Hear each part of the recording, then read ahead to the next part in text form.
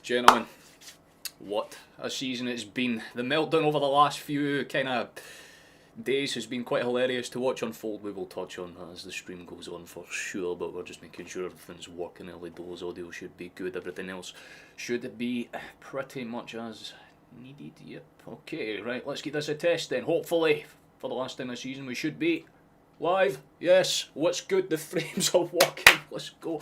It was not working in the test stream, so I'm happy that it's came in clutch now. It's game day, the final one of the season. We're up against Dunfermline. We know the manager of this one very well. Lennon against O'Neill. A tale as old as time.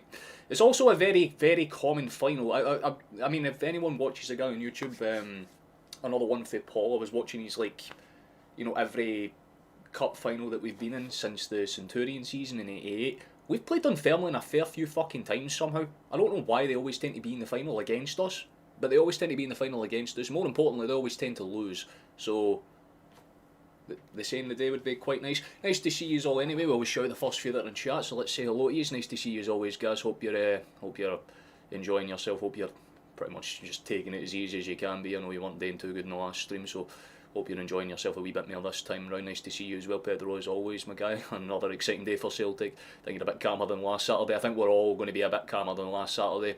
I think, you know, it's not necessarily we need to win this game. It's more or less like if we can, fantastic. But we did the hard part. The league was always going to be the more important match, to be honest with you. So if we can get a double, absolutely brilliant. It'd be an excellent way to send O'Neill off if it is obviously his final game in charge for us, and what a job he's done. Obviously the drama over the last few days, it's been absolutely insane. So we just kind of have to hope that it can cap it off in the best way possible. He absolutely deserves the chance to do so. Nice to see you as always, Flash, likewise with you, Shuto, as well. I mean, Flash in the Discord, if anyone that's in there, he's kind of posted one or two clips for the scenes on that day from like the Green Brigade's perspective. So if you want to go and take a gander, that's probably the best place to do it, because my Christ, the scenes were fucking insane. Class to hear it, guys, class to hear it. And Shuto, as always, man, getting up as early doors, you always respect the graft. But let's get everything pretty much ready and set to go. We'll start off with the most basic things possible. I think the benches are probably the more reasonable places to kind of look at first, because you might notice a few kind of key things. Any actual Osmond, either one of them could have been picked to start, however, neither of them have been given the nod. Osmond obviously had a bit of a weird stint when he came on, but kind of had a much stronger finish to the game than the kind of opening 10 minutes.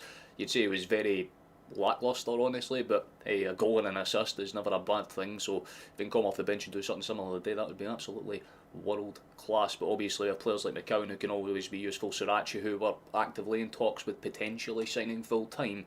Apparently Boca have made it quite clear that they are open to the idea of us signing him on a permanent deal, so I would definitely be looking into trying to make that a more permanent fixture of our team, because he has been very good for us this season, as players like Tenecte as well. So if we need him, he can come on, and obviously Ralston will probably feature at some point, I would imagine, same as last match if Johnston's legs start to tire him a little bit. You've got a couple of key features in Dunfermline side as well. Benedictus is just a very fun name to say, so I hope he comes on at some point, because that is a brilliant name, man, holy shit.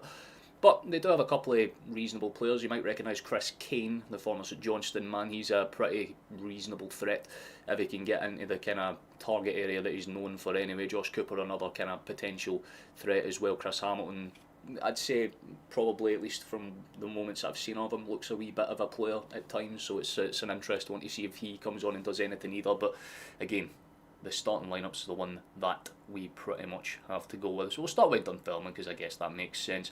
But they're playing with a pretty unique formation, a formation that isn't really played that often in Scottish football, and it's probably the reason why it's served Dunfermline quite well in catching teams off guard. But it is that 4-3 formation, but again, keep in mind with the way that Dunfermline play, it's more of a drop in, so you might have like Aberlai and Todd dropping just a wee bit kind of deeper in alongside Fraser and Mullen as well, just to try and make it a wee bit more awkward for Celtic to try and break through the kind of high press or the low line, depending on what they want to do. I'd imagine it'd be that kind of low block type of system, I'd guess. Tougher game than people think. Oh, it definitely is. That's why I think there's definitely still going to be a goal for Dunfermline. They've got the ability to dig it out 100%, so it's just a case of can they, realistically. But again, they've got a lot of players that can cause problems. The midfield's pretty interesting to watch. I mean, Charlie Gilmore, I think a few people have been noticing him more and more as the season's gone on, which is probably nice for Lennon. He's been a bit more of a consistent type of player for them. But it's going to be confusing on that side because we've got Todd and Todd, so I'm just going to call them AT and GT for like ease of use, but I'll probably forget that and just call them Todd anyway. So there's actually three. I just realised in the top there's another Todd with like an extra. Like, the commentary is going to be so fucked. It's Todd to Todd. Todd passes it across to Todd and then back to Todd again. Like, this is going to be fantastic. But Callum Morrison, at least there isn't another Todd there. He's starting as their kind of solo man up front. But here's the thing you'll be wanting to see. The final lineup for Celtic this season, and it's pretty much what you would expect. Sinisalo as a man in between the sticks, and what a man he has been for us in recent form. So we'll take it. We'll absolutely take it. I think he's definitely earned his respect this season. One or two mistakes here and there, but more than often the more consistent of the two good keepers this season by a fucking landslide, let's be honest. So I think he's earned his right. And obviously I think one thing that's nice to say, anyone that hasn't seen it, I'm sure you probably have if you've been keeping my eyes with the kind of socials, but Yang has a contract extension and I think he's 100% deserved it. So Yang is in the lineup. He'll be starting on the left hand side and Forrest is on the right. This was the kind of slightly surprising thing, I guess, for our lineup, but I guess it makes sense, right? Forrest is tried and true in the cup. He does love a goal in these types of competitions, so it wouldn't surprise me if we get something similar in that form today. But Lennon in a suit is always fascinating to see. It just looks unnatural. It's the same as O'Neill. You're used to seeing them in their trackies. But not today. They do not give a shit about that, man. It's all about dressing classy.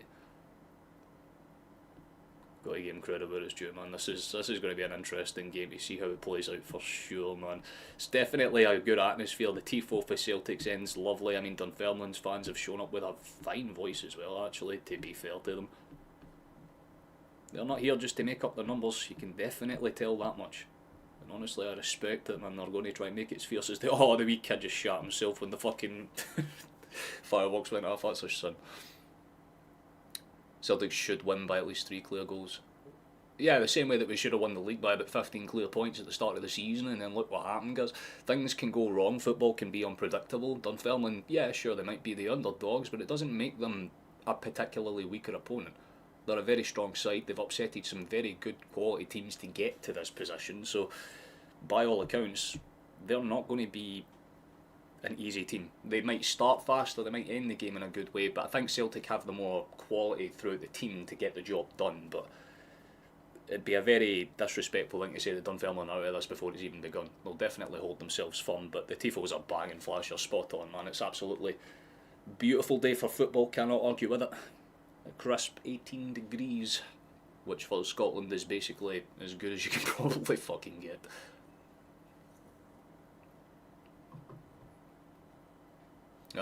All the Todds are starting this one. Well, sure we should read out the lineups one last time actually, so we'll start with Dunfermline because they're the ones that are being read out first on this screen. Here we go. This is the lineup. This is what should probably cause us some problems. Oxborough starts in between the sticks. Robbie Fraser, Kieran, I think it's Ngwenwa, I think that's how it's pronounced in it. Chico and Mullen is there starting centre backs with Gilmore, Todd, and I mean Todd kind of running up the flanks with Abelai and other Todd running up the other flank. They've got Oakley Booth and Charlie Gilmore playing as their midfield too, but keep in mind they'll kind of stretch that midfield across. Keep in mind with the way Abelai and Todd tend to set up, they'll drop alongside Fraser and Mullen. They'll make that kind of flat 3 and more of a flat 5 if necessary, or simply they'll drop it back to kind of cover a flat 5 at the back. They've got good versatility in the way that their shape is set up. But it's Callum Morrison that will be starting as their solo striker in between. For Celtic, Sinisalo is the man that will start in between the sticks for us. Kieran Tierney and Alistair Johnston as our full-backs. Trusty and Scales, basically the familiar backline that we've seen over the last few games. Same with the midfield for the most part. Arlen Giles and Callum McGregor are our two, of course. Benjamin Nygren, who has been without a doubt our key man this season, starting as our central attacking midfielder up front, a bit more further forward than usual, so that will be interesting to see how the press works in that sense. Yang will be starting on the left hand side after his contract extension, which is very much deserved, and James Forrest starting on the right hand side, and of course Daisen Maeda, who has probably been our end season closing masterclass, man. Like a proper Japanese racehorse. He just comes and clocks right at the end and gets across the line for us, so hopefully we get the job done today. Nygren Maeda and actual from the bench 3-0. I mean, it would be lovely if it happens, I'll definitely say that much, but football is a funny sport, things can go wrong. And Dunfermline are aware that they can cause problems in their own ways. They have scored goals in every game to get to this point. They've been very good at digging in, very defensively well structured at times, but I feel like their momentum slipped away for them since that kind of Scottish Cup semi-final. Obviously being denied the crack at the top flight was a bit of a sin for anyone that watched that match between them and Partick. It was a pretty good game, to be fair, but the way they lost won't cover them in glory. But we are officially underway, so we should have a live timer that will pop up here at some point in the next minute or two. Do bear with it until that point. I do apologise. It's just Let's Go doing its things. Living in a suit and all.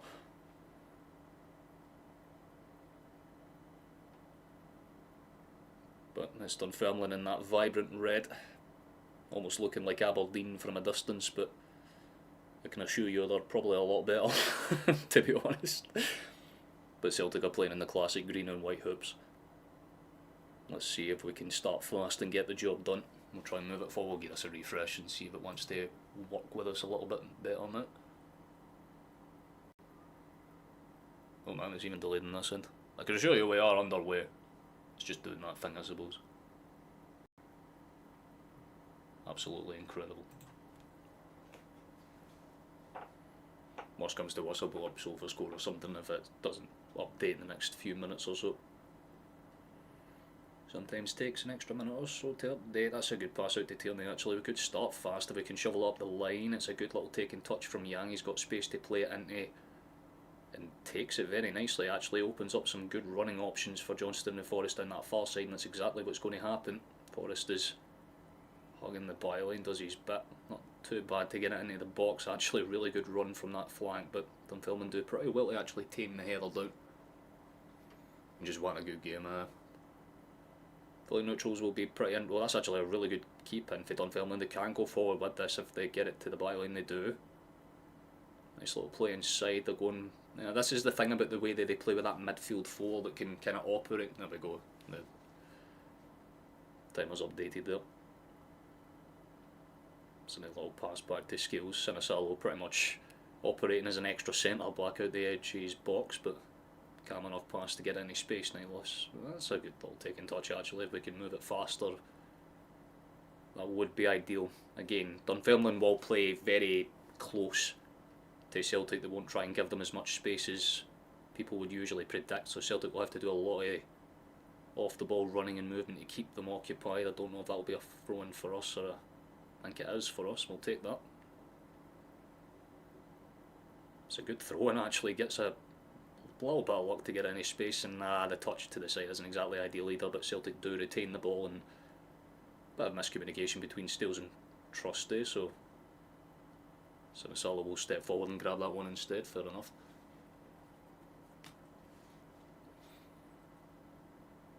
I mean, what's everyone else thinking in terms of... Every time I go to speak, we go to break forward. That's kind of irritating. Can you like let me get a fucking question out, Celtic? What a Christ, man! But like, how do you think this game's going to play out? That's definitely going to be a full bit hefty on the back there if we trust it.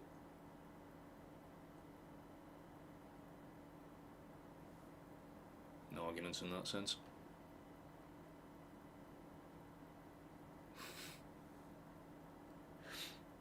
To be fair, one of the things that was absolutely fascinating to see was the fact that like the audio that was announced, for those that haven't heard it, man, it was basically confirmed that McInnes like literally told the referees, we want the game to end, like we're happy to end the game, and they still proceeded to go on their little media rampage to try and like, I don't understand that at all, man. I thought it was really stupid, but it just confirmed that Celtic did nothing wrong once again, man.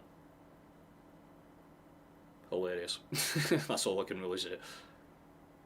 Because people were pointing out to me in the last stream, they were like, oh, Celtic fans are attacking Hearts fans. I'm like, I didn't see it, but if it happened then people should be going to prison. But the only thing that came out was apparently it was one of the Hearts players that snapped on a phone.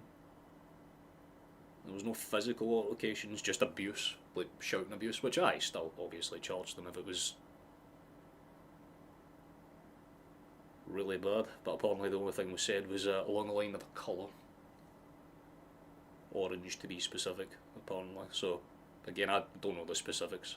That's a good little run for. It's going to be a foul maybe for Dunfermline if we go. That's actually. Did we get the? Did he get that through the legs? If so, fucking stellar challenge there for Johnston. That's a good ball forward for Celtic as well, and well held up by Dyson. Nice little pop back into space. Celtic are trying to move it with a bit of pace and purpose. Negrin does well to hold it outside, run it. Really calm for the Swede, and we love to see it. Tierney's just kind of anchored towards the line. Young's got an extra option there as well now, and he's going to use it. Trying to stretch Dunfermline's line a little bit further than they would like. That's a great ball in behind if we can get a touch across, but well covered at the back there, I think, by Mullen, and he just does what he needs to do. Corner kick for Celtic though, first big chance really goes our way. We've got stats now because we actually, well, something happened in the game. That was an absolutely stellar wee move there. Ideally we need to try and get something going. A big chance in the opening 20 minutes is ideal for us. We are known for being a bit of a late surgers team, but something to kind of quell the nerves would be nice. Ball in is not horrible. It does take a bit of a bounce out towards us. Play it across the line, you've got space. Unless he wants to go for goal, he does go for goal. It's not the worst attempt in the world. Solid for Forrest. Like I said, he does love to have a decent game in the Scottish Cup finals, but that one was pretty much straight at Oxborough. Right idea though, Phil. Nice little pop-up for Celtic to try and retain it, and again Negrin is immediately on and causing problems. Brilliant hustling for the Swede again. Celtic try to break forward, ball in behind isn't horrible. Maeda's gone down. It's a potential check maybe, I'm not sure. Maeda kind of looks a wee bit miffed. I guess we'll need to see it back. I don't know if he was looking for the contact or not. Referee for now says play on. Nice little pass into space for Dunfermline to get out of the situation, played up and away. Honestly, I don't want to speak on it until I've seen it, but there's a few half appeals for Celtic. Let's see what happened, because it did look like there was definitely contact for sure, but I want to be 100%. I mean, he is onside for sure. There is contact. It's hard to argue against that. It's hard to tell if he gets the ball though. No, he just kind of bundles over him. Maeda might be looking for it a little bit, because he does back up into him a tad, so it would be a fairly soft call, but I've seen them given 100%. But it's been cleared and checked, nothing will be given, we're playing on. Honestly, can't find that too much of an argument. I checked it's over flash, it will not be given. Honestly, valid enough. I feel like if Maeda didn't back up into him and it was a wee bit more forced, I guess, but yeah, as much as there is contact, it would be very soft to give that. Don't think it will affect us too much though. At least we know we can get in behind, and Maeda was about 5-6 yards behind the man when the ball was played through, so it shows that the pace is there. In case in point, because ball over the top and immediately he's back to doing the same thing. Lovely little bit of hold up play for the Japanese man. Fucking excellent for the Japanese man. Love to see that little ball across into space, and here we go. We got runners Forrest far side. Johnston there as an extra option. Looks like Celtic are going for the whole over encumbered approach. This is Dunfermline trying to hold their back line. It's a decent ball over the top, I think. Best case scenario is that Young was onside, and if he wasn't, then yeah, it seems the flag's gone up for that anyway. But he should have done a bit better to try and control the touch. Tried to chest it across. Oh, I've seen all the fucking Toulouse jokes as well, man. It was fucking hilarious. That's a decent chance for Dunfermline to do something. It's awkward. It might be in, is it in? I'm not sure. Think we've just kept it out. Fucking awkward as hell though. Oh my goodness gracious. We've just survived an absolute fucking close call there. Definitely a bit of miscommunication at the back. Sinisalo kind of gets himself caught in no man's land, and the ball was trundling towards goal. And it's just about hooked off the line. Fucking hell, man. You got to watch Morrison on those runs through. Like, the case in point, just a little bit of lacklustre composure at the back there, and it fucking nearly cost us a severely silly goal. Oh, Jesus, that was way closer than it needed to be, man. Brilliant for skills to keep it off the line, but Christ above, that was closer than it needed to be. Jesus, whoa. I'm not even a man of God, but you have to think that is a miracle right there.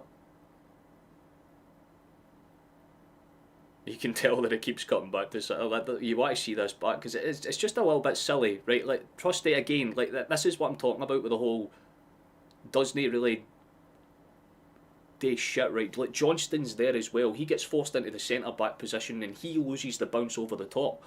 Like, why is Trusty over there and why is Johnston there to begin with? It makes it awkward, and Morrison kind of touches it through when Sinisalo comes out, and Scales does get there quite comfortably ahead of it. Oh man, it would have been fucking awful if that's how we conceded. Man, oh, the sweeper keeper role, man, it's a double-edged sword, because it can work in your favour absolutely beautifully sometimes, but sometimes that can happen and it nearly cost us a fucking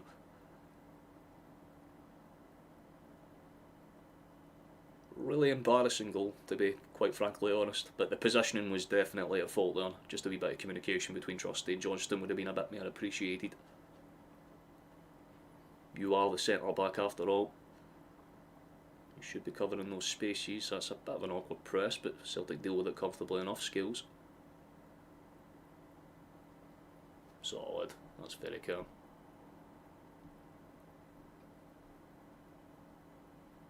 I'm not going to argue with the way we're playing so far. It's very composed, but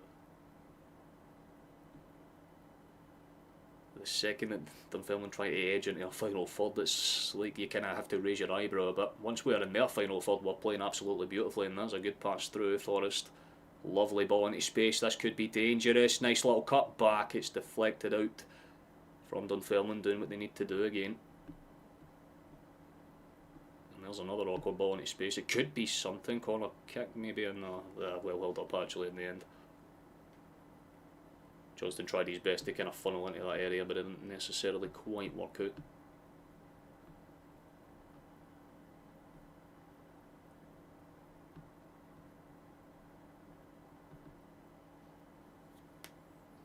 O'Neill just kind of sitting on the side of the stairs, just looking down.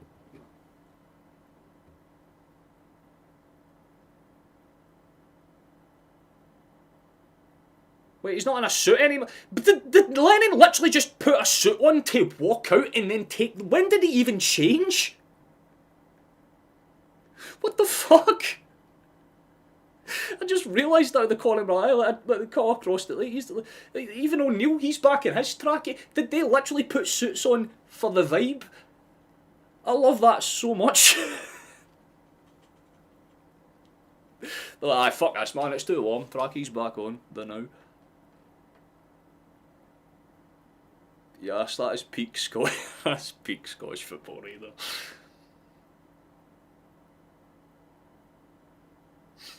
That's brilliant. Fair enough, man. No Trusty, mate. Fucking hell, wake up, man. It's a warm day for football, admittedly, but it's funny as hell to see that. I can get it more for O'Neill because he is a wee bit more in the elder statesman era, but it's just funny, like Lennon just standing there fully kitted out. 2 minutes later, nah, fuck that, actually, tracksuit time. That's a good ball into space if Tierney can whip it. Good little touch, actually. Does get a little weird deflection. Oh, it could have been a wee bit better there. I think Nygren could have positioned himself a bit better. But we still have it. That's a good little hustle there for Young to keep it in play. McGregor does well to get it to the byline. Tierney just cuts it back into space, calming off and Young in turn. Gets it across, calming off, little pop into space. Forrest and Johnston again connecting down that far side. There's about 3 or 4 Celtic shots in that box now, but we're just running it out in that central area outside of it. McGregor to Scales, obviously that's going to have to go central now. They tried to go for the switch, eventually cut back to Trusty. Nice pass in behind for the American. Some nice 1-2 passing, but Dunfermline are just kind of holding their stations and holding firm at that as well. Very good hustling to kind of keep the press alive, but Celtic retain the ball. Slightly awkward pass, but it makes it through to Trusty. Scales does well enough to just funnel that back across, and that's a slightly awkward pass for Trusty, and well kept in there by Forrest.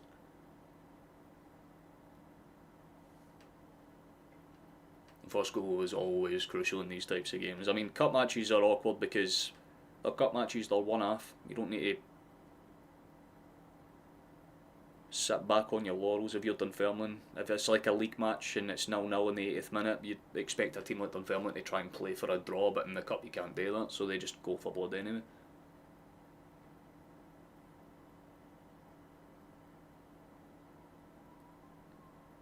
I feel like a lot of Scottish football will obviously be rooting against this just for the sake of it anyway, because obviously, I mean, Dunfermline are the underdogs of this game. I can understand it.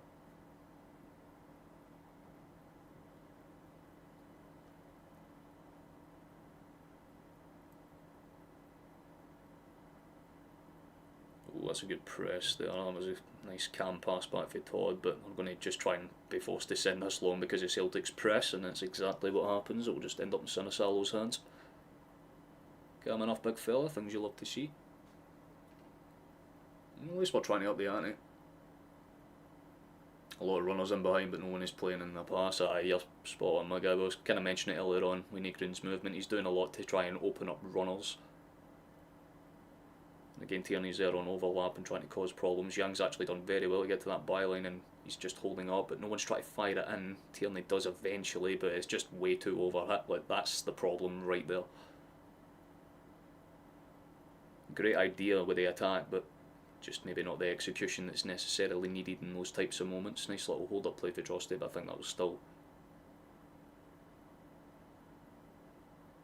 be awkward if they can't get there. Morrison will try and keep up with Scales, but Camley just played across to Tierney and he'll have about 50 yards of space or so to work with to pick his pass. He'll just kind of gander to the halfway line and take his choice, which is backwards. Incredible. Scales.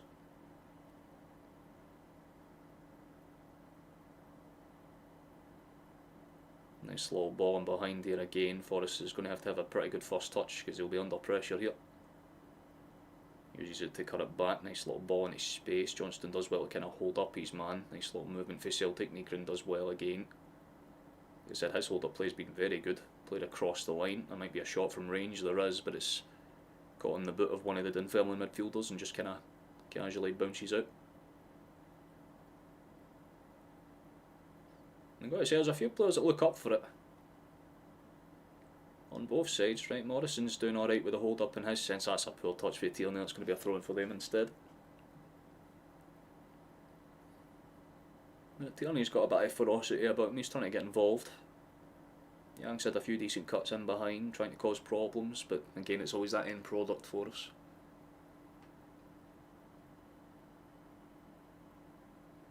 I just want no controversy. Aye, fucking spot on, man. It's the last thing anyone needs right now.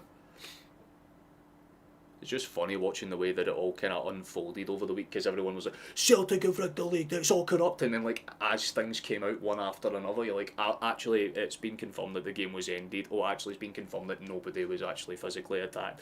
At least that's been confirmed as of now. It's funny, man. Everyone tried to paint us out as villains for literally doing what we're fucking meant to do as a club. That could be awkward. It might be awkward because they fucked it up. Maeda's going to pop it over the top. It's a horrible goal for them to concede. But Dyson's made it 1-0 to Celtic. It is a brilliant finish. But Falkirk have literally... It's pretty much exactly what they did to us. With the exception of Maeda being a bit more clutch in the finishing sense. It is a very poor defensive positioning kind of situation from Dunfermline's perspective. And if anyone watched the playoff game where they got knocked out... It's that ball over the top where they just can't really read the run, and Maeda uses his brilliance in that aspect to kind of buy some time. It's just a very loose touch. If anyone remembers that goal against Barca, it's that kind of miss-swing in the midfield that just leaves the striker totally on, and Maeda with the first touch is really it's genuinely beautiful for that reverse angle.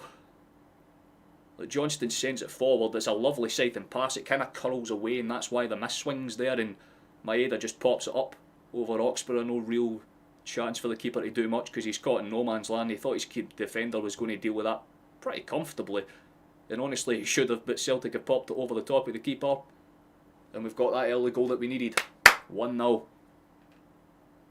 Dyson Maeda has put us on the score sheet. Fucking excellent stuff. He has found his form at the best possible time. That will hurt Dunfermline a lot though, you have to be honest, because again, they've actually had a pretty decent start. Defensively, they were holding their shape fairly well. But just one really silly mistake there, and it's given us a real good incentive to go and kill this game before the half's even done.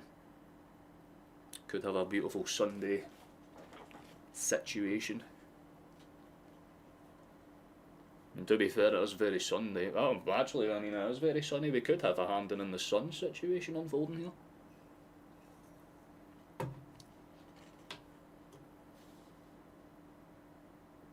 I mean, clearly no, we've not made that many opportunities, and it'd be very, very optimistic to assume we're going to score any more than 2 or 3 more goals from this point. But hey, we started in the vein that we hoped, an early-ish goal, just to quell the nerves, so even if Dunfermline get back into it, it's not all doom and gloom.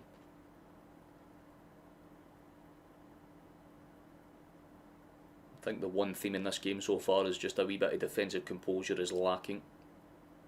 Dunfermline's best chance basically came from that, from our perspective, the same way that our goal came from that from theirs. That's a lovely wee ball in behind. Back heel is clutch as fuck as well. Come on, lads.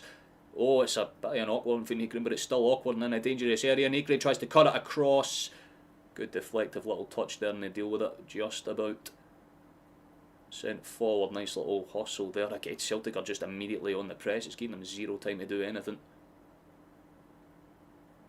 whatsoever. And Todd with the 2Ds can't really get there, and Celtic just retain it in the end. Skills pops it back to Trusty, and we'll just run it across and do what we need to do again. Ball up the flank. Dunfermline are looking a wee bit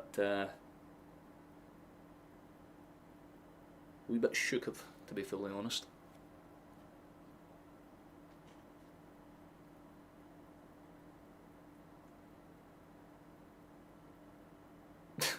Actually, I just read the chats back though.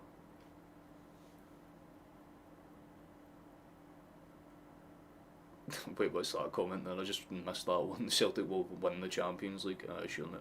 Just got the ball in the box and see how many penalties you UEFA make sure they get awarded. You're saying that as a guy that's like Ole Gunnar Solskjaer, Man United. Silence.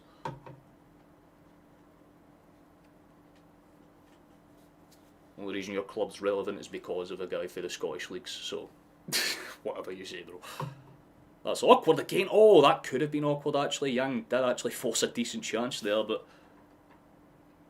kind of puts his arms up in a half apology. You got nothing really apologise for in that sense. It was actually really decent for us. The hold up play was fucking excellent there, but was he offside? I mean, I don't think he would have been, but even if he was on it, yeah, he just doesn't really kind of try and tuck it in at the near post as well as he could have, and it hits the side netting instead. You can tell by his reaction because he's like, damn.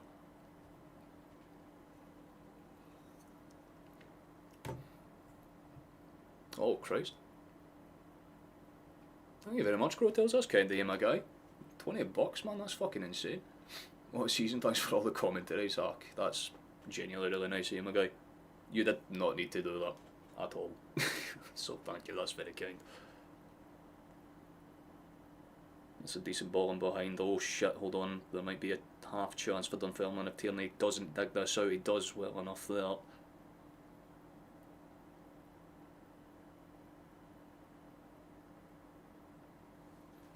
Big up Crowtails, man, that's sick. Should have got across to Forrest. I understood their win 100%, but I think Young just wanted to try and pop it in between like the keeper's boot and the post. Just didn't really calculate the shot right. That's a slightly optimistic pass again, you got to be saying. My head is on the press for Oxborough though, and it's sent forward no mate.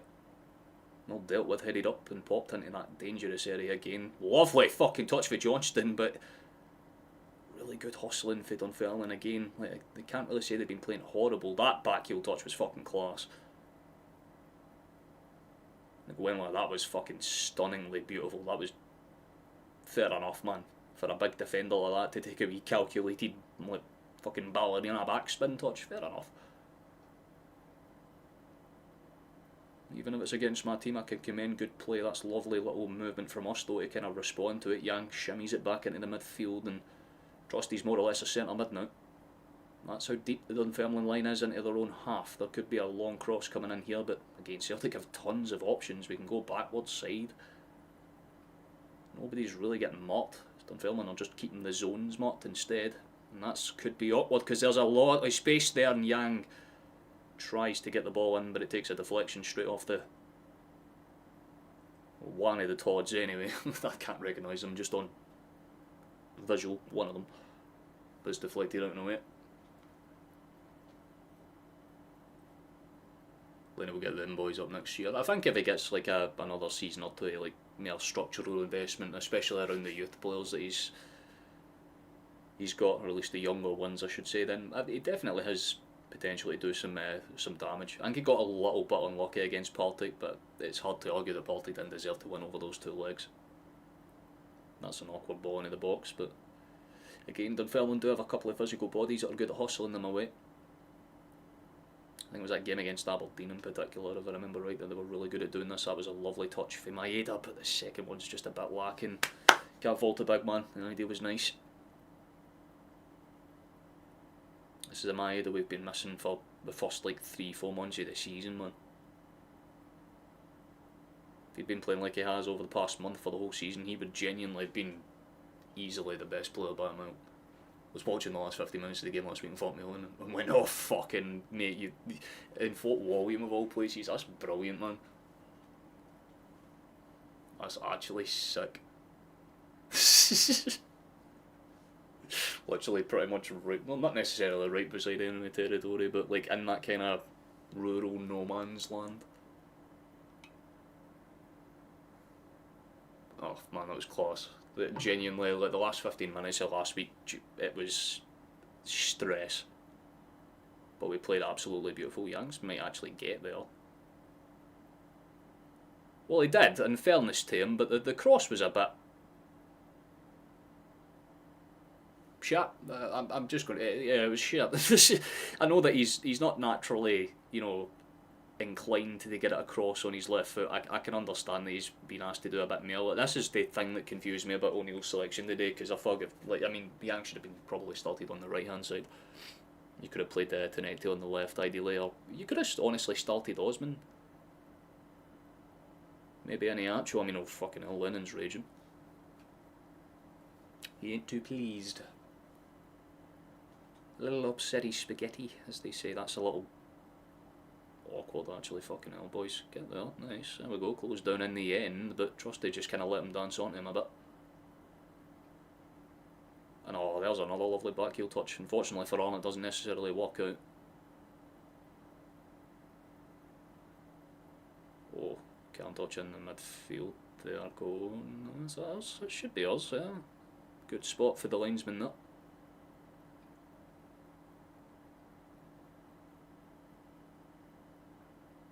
I don't think Lennon will be too happy with the opening stint to the game for his boys. I mean, they did have that one big chance off of the back of the miscommunication between Sinisalo, Trusty and Johnston earlier on, but Celtic have been the better side. It's hard to argue against that. One or two half decent chances, a potential penalty claim, but it would have been very soft in second viewing. And do as necessary. Sinisalo will shift that across.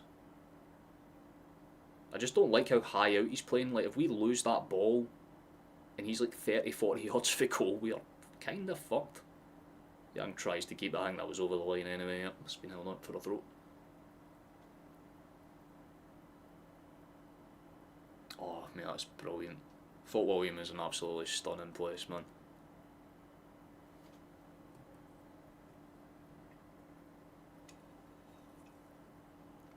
Been up there once or twice myself. As much as people obviously kind of point more towards Ben Nevis, see Glen Mavis is actually a much more a beautiful wee place to go up. If you know what I'm talking about. Genuinely a great wee place. Especially during like spring and summer months. That's great for Dunfermline actually. That's the first real good piece of play they had there. The wee kind of knockabout nearly worked out in their favour, but immediately they're just kind of put under pressure and Celtic do what is necessary. It's another awkward ball over the top. Ooh, come on boys, run it. Here we go. We've won it back in the midfield, and it's that pressing line that could cost them a lot of problems. Celtic get to the byline, hit over the top. It is awkward, but doesn't necessarily find anyone. I just heard a notification thing there. I'll read that in a second. I do apologise, but we're still in a very heavy attack. Tierney rolls it across, and eventually we kind of roll into the central area again. McGregor's still in that dangerous final third territory. Ball sent out towards Yang, and again Dunfermline finally have their players back in setting shape, and yeah, the attack's kind of fizzled down there. Oh, I appreciate that, Kevin. That's very kind of you. And we've got 18 months going. Oops, let's win the double for Martin. It's the least the man deserves. So at least that way, when he gets his trophy, he can have, when he gets his like statue, he can have like a trophy in each hand or something like that. It'd be quite nice.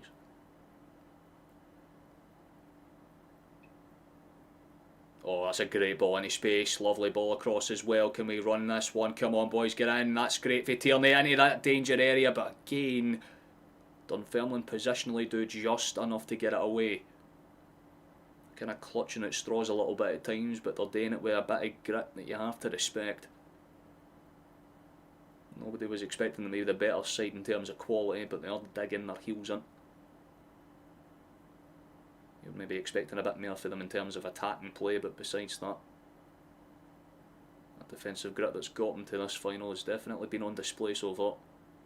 McGregor's just been tripped up there. I'll be loose off the ball full. We mutual nod of exchange here between the two of them. They understood that was just going to be a thing that happens. Contact will go down. That could be something that could work out. Tierney's put it in an awkward position. Oh, he's trying his best. That's not ideal, to be honest. There was definitely a shot pull in there. Trusty's now going to... Well, fucking Sinisalo do... that's the shit that gives me the fear, man. Trusty had that covered comfortably, but Sinisalo still runs out at full fucking speed anyway for no reason than for the vibe, I guess. Christ above, man, you were playing it dangerous there.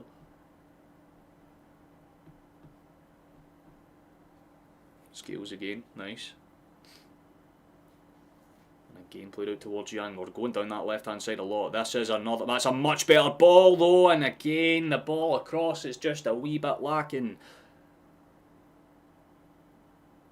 It's not as if Dunfermline are playing any fucking... They're not playing exact... But neither team are playing particularly great right now. This is the thing about it. Either one of these teams can technically up it by another gear or two and still comfortably be playing some...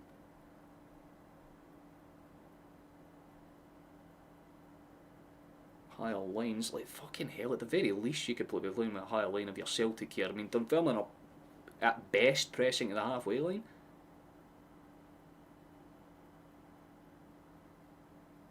But you've got Trusty basically 20-30 yards back ahead behind Scales, and it's just allowing Dunfermline to punt the ball forward every time because they could potentially get an onside run. And that's pretty much where one or two of their half chances have came from, just waiting for one of those two centre backs to step out 5 or 6 yards further away than they need to be, and then they try and pop it over the top. It is their whole tactic. Well, not their whole tactic, but it seems to be the kind of main method of approach for them right now, trying to catch us off with a high line. Exactly the same way that we did to them. But the thing is, Dunfermline are known for playing a low block, so you can read that ahead of time, and there's another example, because we just tried to do the same thing there, and again, a slight miscommunication between Dunfermline, and they've actually lost the ball again, but it deflects in their favour.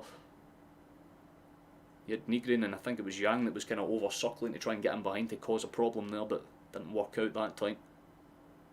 Case in point, both teams are playing very silly lines defensively. Like, Celtic have no reason to be playing with the low block because we're literally attacking 90% of the time.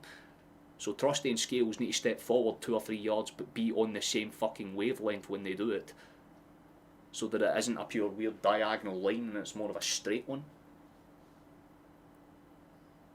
I think the issue with Dunfermline is that they're trying to stretch their back line out way too much, and it's putting a lot of pressure on their two centre backs, especially because you've got Nygren and Maeda basically acting as counterweights to the wingers that we've got. It's making it real awkward for them to actually have a consistent shape at the back. It's causing them all the wrong problems for all the wrong reasons. But to summarise it nicely, it's not good play that will get you goals in this game. It's mistakes and positional unawareness from the others. Again, Celtic are probably just the better at kind of forcing the issue right now, and that's probably why we're having an easier time of things, but again, 1 goal leads on, never safe. Oh, he's playing very decent, yeah. Quietly doing what he needs to do. Kind of put him in the same boat as Negrin so far. He's doing the fundamentals quite nicely. That's going to be a foul for us quite openly. Case in point. Johnston goes down that time. Oh, that's a lovely ball over the top there. Again, it's awkward and we nearly do it with fucking hell, man. We nearly actually did exactly what they did to us for their big chance. Like, Maeda gets in between the defender and the goalkeeper and gets like a soft touch between them and it rolls towards goal. Nowhere near the line this time, but case in point, it's the lines for the defenders. The both of them, they just don't make sense. Celtic need to be playing about 5-10 yards higher up and Dunfermline need to drop about 5-10 yards deeper. It's such a stupidly high line for them in that sense. Like, look at where they are. Like, you've got 5 or 6 Celtic. That's a good shot for Age. It's gone in. Case in point, they've stepped off them, and that's the problem. Dunfermline need to drop in. They need to stop those easy chances because Celtic can just pop them through range. They can play it out wide, and Arms just hit it for about 30 odd yards out, and the keeper's been blindsided. He must have been blindsided because it's a horrible fuck it. He should have saved it, to be honest. It's not directly at Oxborough, but it is hit with enough power to kind of make it awkward. It kind of skips up off the surface in front of him, but to be frankly honest, should have been saved. Brilliant shot for the Belgian though. Lovely little layoff for McGregor. Non just says, do you know what? Fuck it. I'm hitting it. I'm hitting it with power and I'll see what happens. And I think similar to the pass for the goal that we got the first time round, it's just the curve on it that kind of catches them off guard.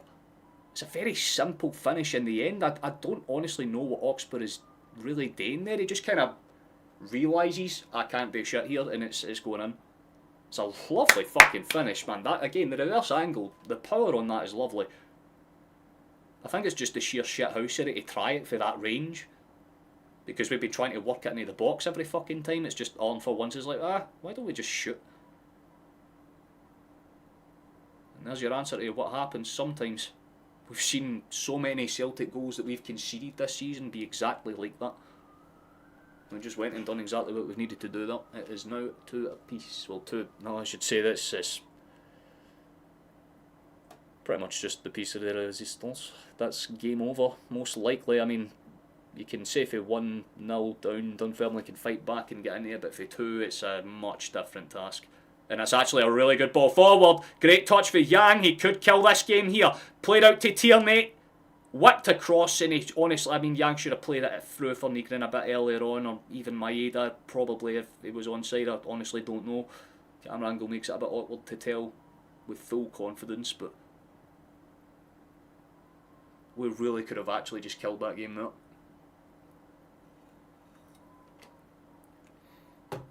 I know people in chat are genuinely calling things like 2-3 minutes ahead of time. It's just like, but fuck it. I mean, O'Neill's a pretty good coach, and then you just see him run onto the pitch and score a free kick for like 50 yards or something. I commend it where it's due. It makes up for the fucking week that I've had, man, to be honest with you.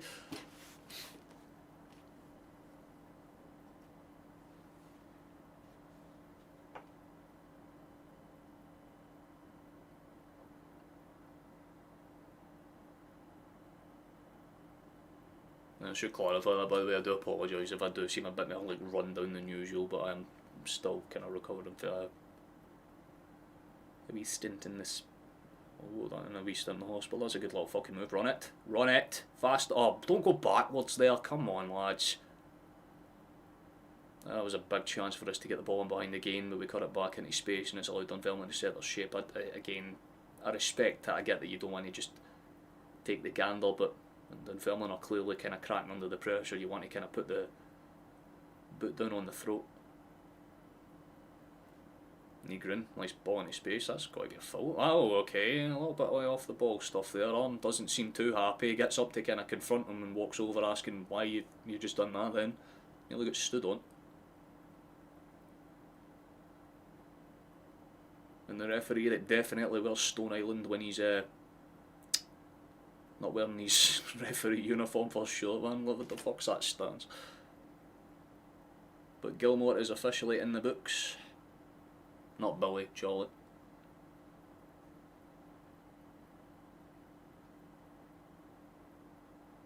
Yeah, just a bit of a needless foul there. It's a bit egregious. Not too much time left in this first half. But if we can get a third, then this game is well and truly over. The next goal feels pretty massive in this match if there is another goal to be had. Dunfermline clear it up the line, but again, Trusty is pretty much 30 yards out for their goal.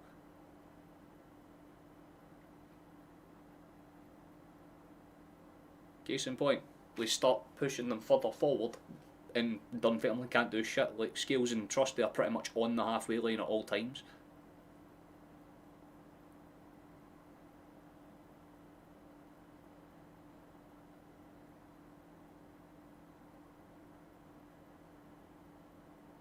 I don't think Lennon will be too happy with the first half all in, to be honest. One or two half chances. I mean, they've had one literal shot that was a P-roller that nearly went in, to be fair, but if it did, it would have been classified as a defensive error, probably. That's another off the ball incident. It's getting a bit, okay, come on boys.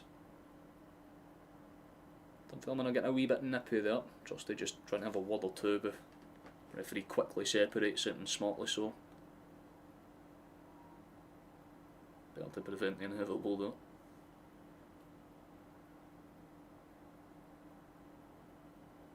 What's the consensus for the... Oh, Negro with a bicycle. Nah, I mean, we've already had a gorgeous bicycle quote. I think Scorpion kick, fuck it. Scorpion kick for Yang. Why not? To celebrate his new contract extension. Apparently there's been a couple of talks engaged.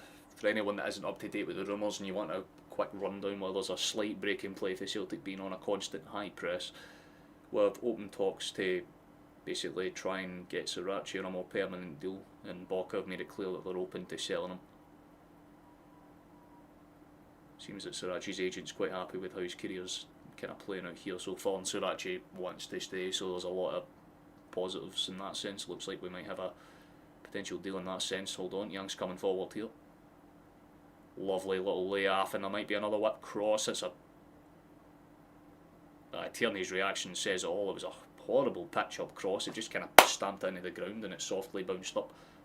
And Dunfermline go for that long ball forward because they see Trusty's 10 yards further back than Scales. Lads, just be even. It wins the header, but like, you just need to be even, and it stops them from doing that long ball every fucking time. Just a wee bit of defensive awareness for these lads, and they genuinely have no threat from this point. Celtic do well to get it into that final third though. Goal right about now would absolutely be the death of Dunfermline. Like I said, their cup record is not exactly great against us, especially in final matches. Make mine a double, I've just seen that. Fair enough, Pedro.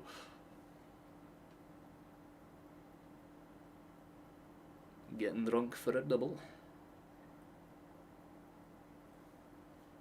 Scorpion does sound good. Aye, it does, doesn't it?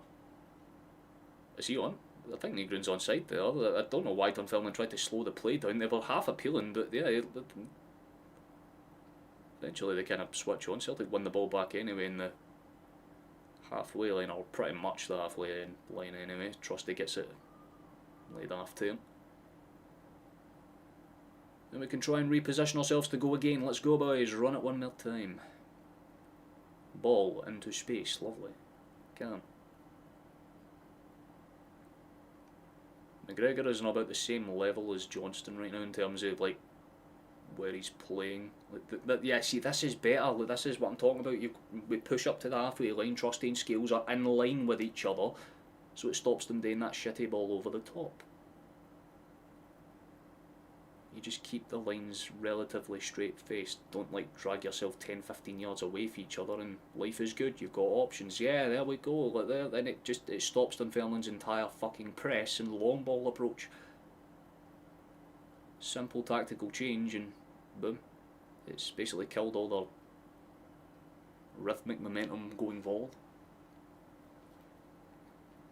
I feel like if somehow a Scorpion kit does happen, then I'll just randomly throw some lottery numbers. Like we all just put one in, and would be right. go. Has Yang kept that in? I'm not sure if he has. It's been allowed to play on, but Celtic keep the press on. Look at this, man. You've got 5 or 6 Celtic shots within the same space as 5 or 6 Dunfermline players, but this is the slight issue is if they get past it, it could be a decent opportunity for what a challenge in fairness for Yang. Good fucking hustle, wee man. Respect that for the South Korean immensely. Fucking excellent. Trusty, lovely pass out towards that far side. He seems to be a bit more switched on for his minor error earlier on. Sent down the line to Forrest, or at least attempted to send down the line to Forrest, and after 1 or 2 moves it's out for a Celtic throw-in. Basically just waiting on the referee's whistle. Only got the additional minute. We're already almost halfway through that. I feel like if this attack ends here. And that's a lovely... Oh, what a shift for Yang. That ball in isn't half bad either. I love the idea. Usually I'm like, if they try and be cocky with a skill move when they don't need to, you kind of go, ah, you shouldn't have done that. But that was lovely for Yang. Does so well to kind of shift it onto his foot to get it in. And the wee Travella ball, Forrest was made, he had the right idea to kind of cover the run. He just needed to have a bit more in the engines. And it would have been a honestly pretty simple tap-in the end, but I love the idea of that, man. It was such a good attempt, and that's officially the whistle gone for half-time. Cannot fault it at all. We're doing exactly what we need to do. Very simple, very straightforward stuff. I mean, Dunfermline started the game okay. I think it's probably the best way to say it. They kind of did what they would have wanted, tried to kind of catch us off with a bit of an early surprise goal, but again, besides that one really almost half chance that caused us some problems, they haven't really done too much offensively, and it's just because we've tweaked what we've done with the defenders in our sense, right? We've just pushed Trusty Scales a few yards forward, and so far it's worked out quite well. Instead of the first way to do it, a Travella cross is always something you can appreciate, especially considering the fact he's playing out of position as well. He's probably literally specifically trained and over the last day or two to do that specific cross, and it nearly worked out beautifully. It wasn't a bad run for Forrest by any means either. I think he just put a bit too much on the cross and Forrest just didn't time his run well enough, but it's fucking commendable play. Can't say we've played bad at all, right? Both our goals have been pretty straightforward. The first one, defensive error, that really should have been honestly better dealt with from Dunfermline's perspective, and the second one was just a very well kind of taken shot for range that caught the keeper completely off guard. We've seen it happen where if you kind of play a style where you're trying to get into the box the whole time, sometimes if you just shoot for range it can catch a keeper out, and I mean we've seen Schmeichel do it in the Europa League for us a few times this season. It's that same type of goal where the keeper should realistically save it, but because of where he's planted his feet, you can't really dive for it, so he just watches it roll past him essentially. Again, from our perspective, we've not played great, but we haven't really had to, and that's honestly a comforting thing, right? Because if you don't need to be at your best, then we can basically roll out some kind of not necessarily experimental changes, but you can bring on a couple of the ones that you maybe wouldn't have gone for before, so they can actually take in a cup atmosphere. You can get players like Dane Murray on the pitch or McCowan, get the Scottish boys and let them do what they need to. I think probably at some point find a way to get Osmond on as well, give him 20-30 minutes. I think that'd be interesting. Maybe if you push Maeda out to the wings. I think Maeda deserves to see the game out, because single-handedly that man has brought a lot of fucking faith back into this club over the last few weeks.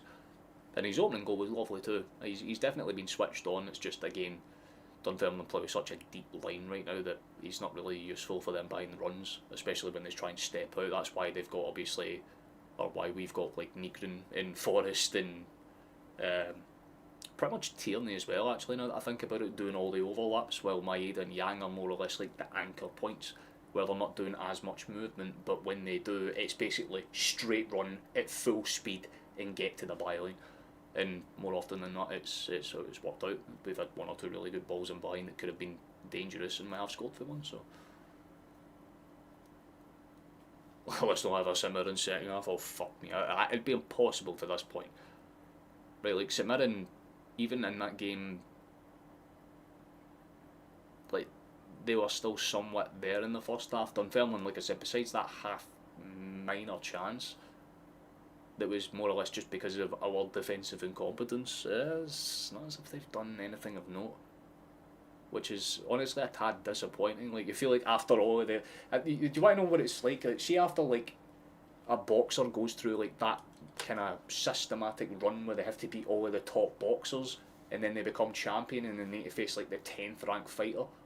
Like that's what this feels like, right? Because like Celtic have had to fucking scrap and punch and claw and bite their way through the last few like months, to be honest, where we've had to be picture perfect, win every game, can't make a mistake, can't do this, can't do that, can't, like we have to be very calculated. And now that we've gotten out the other end of it, and it's like, right, it's just this cup final left, and Dunfermline obviously haven't really came to play as much as maybe other teams probably would have. It's evident that Celtic are kind of like,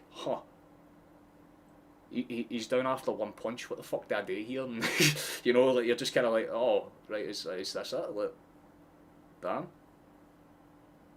Alright, fair enough, what the fuck. We've just gone John Wick on us essentially, and they've had no response.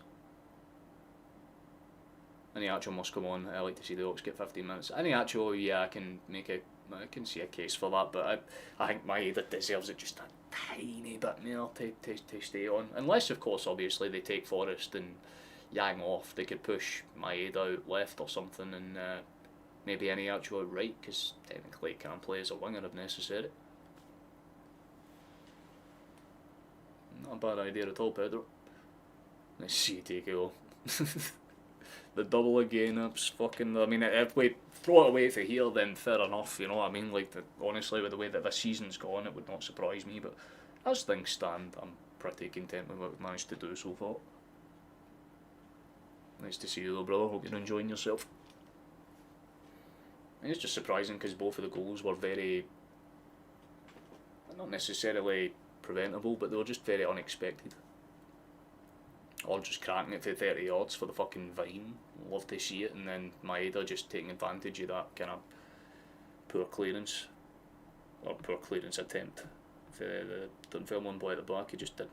I want to see that back to make sure that he didn't just like totally miswing at it, because I'm going to put it down to the fact that Johnston's ball, when it came over, was swerving. Like it must have done that kind of thing where it just swerves right as it bounces, and that's what's caused them to miss-swing at it, but just very poor defensively. I suppose that's just the theme of the game for them so far. I mean, what other stats actually? Let me take a gamble. Oh fuck, I mean, yeah, that one little P-roll towards net was the shot on target, and besides that, they've just really not done anything of note. Like at all. They've actually had less than 20% of the ball. Fuck, I thought they had at least 30 minimum, but no. We've had 82% of the ball. Pretty much all of the chances has been as one-sided as you can pretty much ask.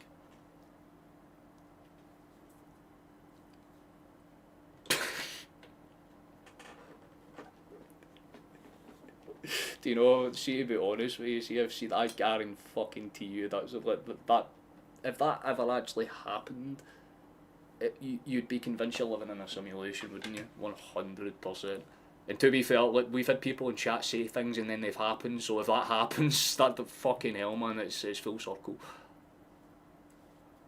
We've done what we needed to do so far, but again, it would be hilarious, wouldn't it, man? Like fucking 102nd minute, fucking Anthony Ralston fucking wonder goal for like 40 yards out, man, on like a Trivella half volley or some shit like that. That would not even surprise me in the slightest.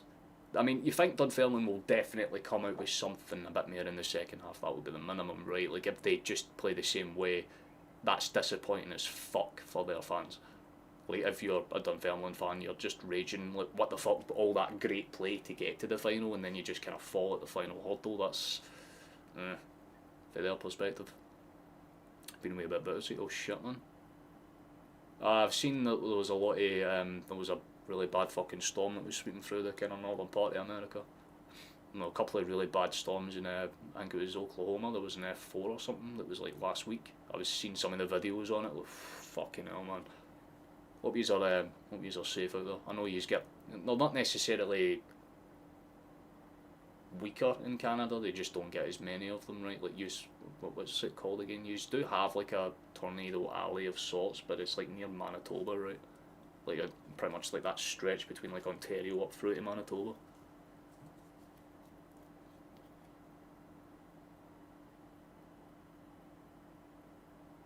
If you want a cool lower piece shithole, go and look up the Manitoba F5. It's easily one of the most beautiful tornadoes I've ever seen. It's just pure white. Nice to see you, Paradise, man. You're celebrating already. Son of Salos goes in. 114th minute penalty, won at 5-4 fucking 2, right, man? Nah, man. Like, what will happen, right? It will be like 95th minute. O'Neill takes off. Like, see, because of the way they've changed, right? Like, Lennon has gone for a suit to a trackie. He'll go for a trackie to the Dunfermline kit, sub himself on 95th minute, scores a wonder goal, wheels off celebrating in front of the Celtic fans. Everyone's loving it. 97th minute, Martin O'Neill steps up, takes the trackie off, Celtic kit prim and proper, gets on the pitch. Wonder goal for fucking 35 yards out, overhead kick. Celebrates by like walking up to the fucking goalkeeper, shaking his hand and saying he has great character or something.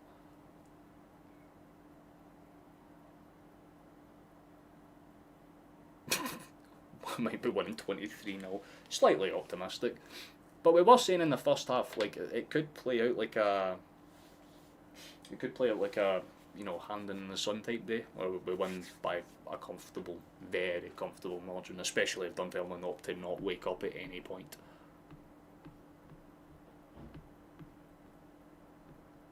I think they'll be disappointed in that sense.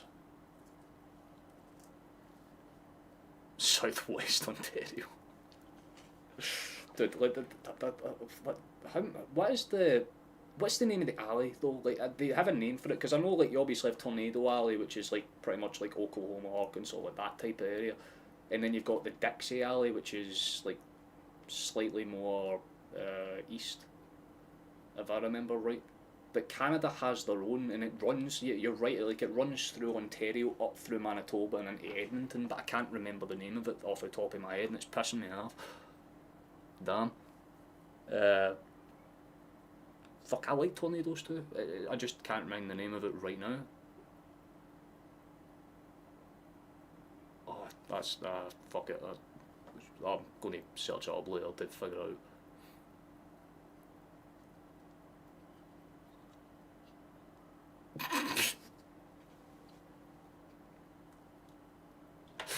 Oh my god, you know what, that yeah, honestly, just it's like the massive shit house. That would be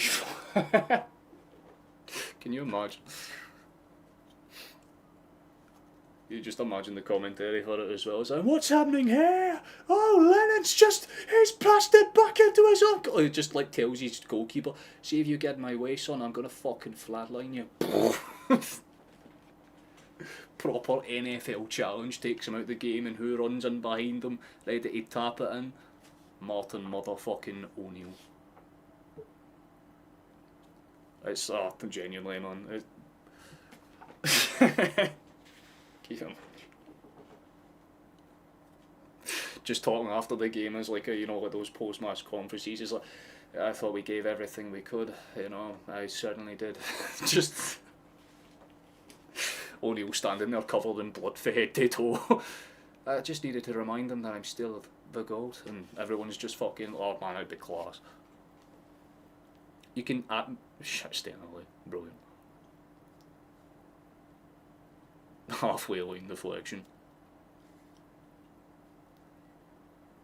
No, like Afi Nygren's fucking insanely sharp jawline.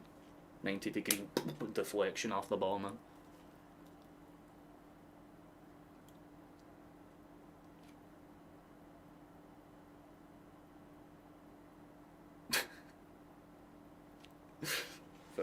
Fair enough. I could do with one running through here, it costs millions of dollars worth of improvement. Not even wrong. It's like we don't really get tornadoes here. We like the thing that we usually have is like toros, right? Like they're much weaker. They're basically just like fucking dust devils, but slightly more fierce.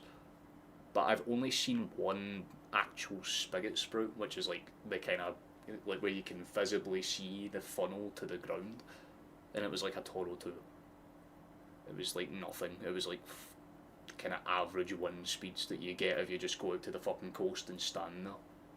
But there's like a minor phenomenon that can happen in places in Europe where the conditions, if they're just right, you can have some very fierce like tornado. Well, I know England's had one or two actual tornadoes, like registered F1 and above tornadoes. I don't think Scotland's ever had a registered F1 and above. I think we've had a Toro 6.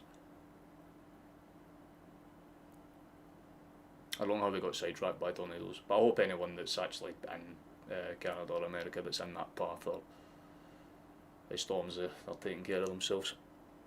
The boys are coming out for the second half, so we're getting underway soon enough. The French shuttle.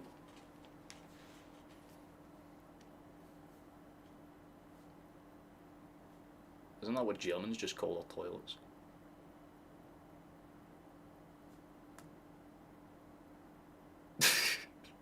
Martin's favourite word, absolutely. Or do you know, it's either that or the phrase. That's a great point actually. See if you ever watch his interviews. There's so many times that's actually like the way that he always does that, man. I'm like, I love him to death, man. He's such a wholesome old man. Honestly, man. Like, see if there's like anyone that's earned the mantle of the granddaddy of the football club, it's that man, 100%. It looks like they're making changes, and is that Chris Kane? I think it is. They're going for a fucking overhaul of changes. Christ above, there looks like there's 3 or 4. Kearney's going to come on. That's Aldi's version of Tierney. And we've got Aldi's version of Harry Kane and Chris Kane coming on. Fascinating. I say that and he'll fucking score a hat-trick, watch us.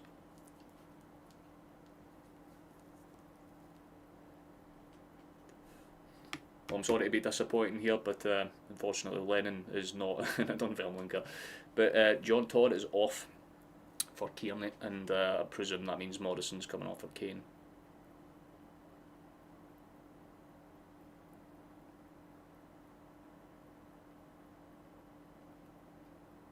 Or was it Rudden that came on? It's one of the bald men. Oh, it's Zach Rudden. Okay, fair enough. Well, Rudden is on for Morrison. So they have changed their shape. 4 at the back by the looks of it. They've gone with a 4... Oh, they've matched their formation. Okay. So Dunfermline have changed their shape to match us player for player. They're going to go for zonal here. Pretty much the same kind of line as well. Stretched their full back eye and they've dropped him very deep actually. They've got Oakley Booth kind of playing as their anchor the same way that we usually do with McGregor. Suppose that's probably the best way I can summarise that. Well, the game is going the way you thought it would go. I mean, so far, guys, it's been a bit disappointing from Dunfermline's perspective for sure. Can't really say they've had a great day out so far. I mean, they'll be enjoying the weather. They'll be enjoying the occasion of seeing their team in a major honour match, but they're not really playing with any major honours to their team right now. They kind of need to up the ante a tiny bit. If they get a goal in the next 20 minutes or so, then you can well and truly say game on. There's that famous saying in football that 2-goal leads can be worse than 1-0 leads sometimes. At least he's throwing the dice. Exactly, like it's what we were saying at half time. Like, if Dunfermline didn't go all out in the second half, like what the fuck would be the point in accepting a loss? If you're going to lose by a heavy margin, you might as well lose with a kind of knowledge of trying. Like, that's what we used to say in the Champions League whenever we'd get hammered under Postecoglou. Like, sure, we got fucking dicked down most of the time, but can you say we played bad during them? No. When we lost 5-1 to Real Madrid at the Bernabeu, I remember Ancelotti still talking about, oh, that was a half chance for Dunfermline. Ancelotti talking about how he'd never seen a team 5-0 down still playing with the same ferocity. Like, you can lose with dignity. And it looks like Dunfermline are going to try and do that because they've already done more in this 2-minute stint than they did in the entire first half. It was a very good chance, actually. Just maybe got blindsided by his own man as the ball came over the top. He just pops it past the post. It's comfortably wide in the end, but that might be at least an advantage for Celtic. But either does well to gather it anyway and eventually popped up. So Dunfermline have changed the shape, pushed themselves 5 or 10 yards further forward rather than the central attacking midfielder. They're going with a flat 3. So yeah, pretty much they're trying to match us ball for ball. With the exception of letting Nygren still have the space. That's a good ball in again for Dunfermline. And so this time it's Scales to pop up on a vacation point. Man out to play now.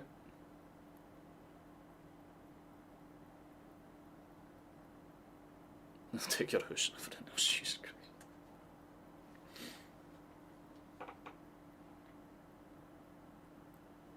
Nah, there is some super storms apparently brewing up. We're meant to be going through a heat wave. There's that mad super El Nino thing that's going on right now in the... Did that hit his arm? It looked like it hit his arm, but the film tried to win the pop-up on the header and Sinisalo very calmly gets out to claim it. I feel like it came off the boy's arm to get it out of the box. There was definitely 1 or 2 appeals for the Celtic players, but didn't really lead to much, so I don't think there'll be too much of a further need to look into it. Sinisalo's just going to pass it back. It's a little awkward, but Trusty shimmies it back calm enough. Popped out to Scales, and that's an awkward pass back. That's actually a very poor giveaway. We've just decided to hand them a fucking ball for no reason. Rodden tries to fire a shot off. Good block from McGregor. He stays with it and eventually we clear it away. But again, in the opening kind of 4 odd minutes of this stint, Dunfermline have done easily 3-4 times more than they did in the entire first half, which is encouraging for them, very worrying for us. We might want to we want to switch on a little, boys, just calm it a wee bit. We slow the prey down. Fraser's getting more and more involved as the game goes on. It's definitely a foul. Yeah, he gets caught on the kind of back end of Johnston coming across him. I'll have to argue against that.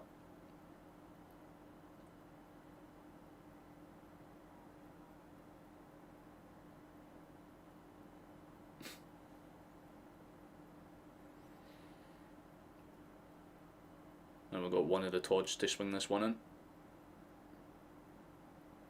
Dunfermline are playing with this. Oh, it's Sono. Shit. Yeah, it could be awkward. Oh, thank Christ, it isn't in the end. I mean, Kane does win the kind of near post flick on as well.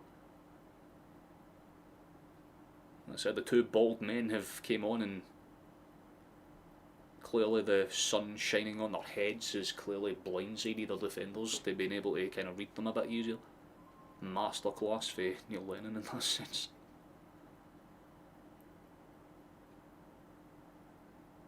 That's good for Trusty, just kind of pops it across, sent forward by Johnston. Header is pretty decent, but Dunfermline should retain this comfortably enough.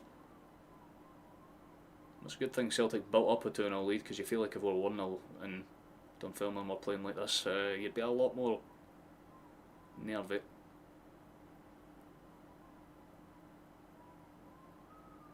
But Dunfermline are doing what they can to make it awkward. Good ball forward. Celtic won the kind of original flick on, but it's again very easily retained for Dunfermline to get the throw in.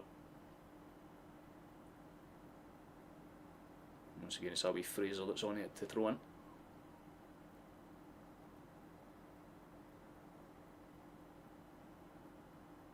Now Celtic's starting to kind of engage on a minor press. Good switch across. The touch is actually really good for their skipper as well. That's kind of looking for the foul, but he gets up and keeps going. I respect that a lot.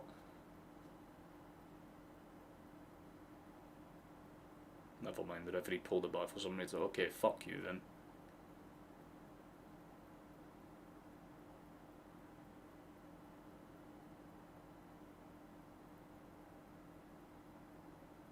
Could have got a few jeers for the crowd for that one, but the referee pulled it back anyway. They played it quickly. Celtic do get their leg in the way. Forrest kind of pokes it back in towards the Dunfermline defence for them to set up and try and go forward. Trusty gets his leg in the way this time. but we're just kind of really getting it away than towards one of our own players. That's a little bit better for Trusty to step in again through the legs. That's the second time we've won a challenge like that. Great movement for Yang. He's been taken down there, but the referee says play on. There's a slight trip up there. Potentially, referee doesn't say foul for that, and Celtic have 2 players out the game, and Dunfermline are breaking forward with it. Trusty and Kane go down towards each other, and apparently that's a foul. And Trusty's explaining that he's getting his arm pulled into the fucking challenge, so yellow card comes out for Trusty. Referee's a fucking idiot. Like, there were 2 fouls that could have been given beforehand. Maybe not the second one, but the first one on Yang, definitely. The second one, maybe not. Definitely a bit softer. And Kane, is he pulling on Trusty's arm? Yep, he is. He's looking for it. He's actually looking for the contact. And honestly, if Trusty lands wrong there, that could have been an arm breaker. But who gets booked for it?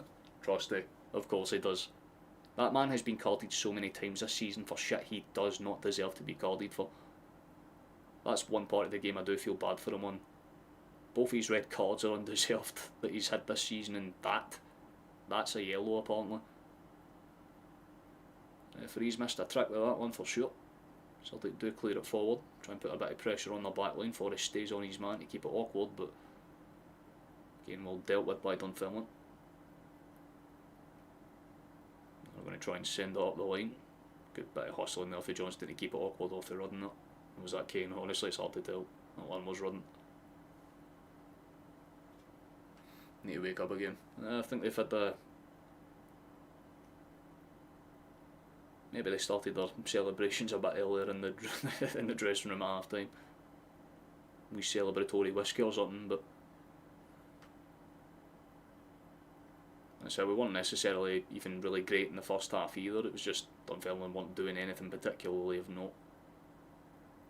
Now that they are playing a bit better, it's just slightly more noticeable that Celtic aren't playing with the kind of pace that they're really needing to. That's good for Sinisalo, just rolls it out to trust it.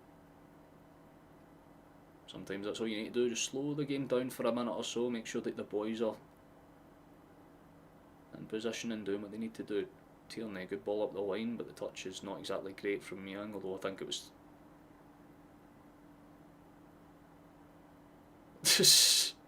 well, Young's saying something to one of the players.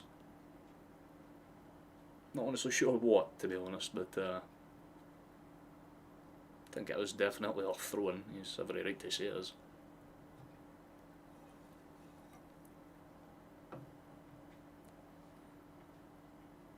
Ball's sent in that kind of danger area again.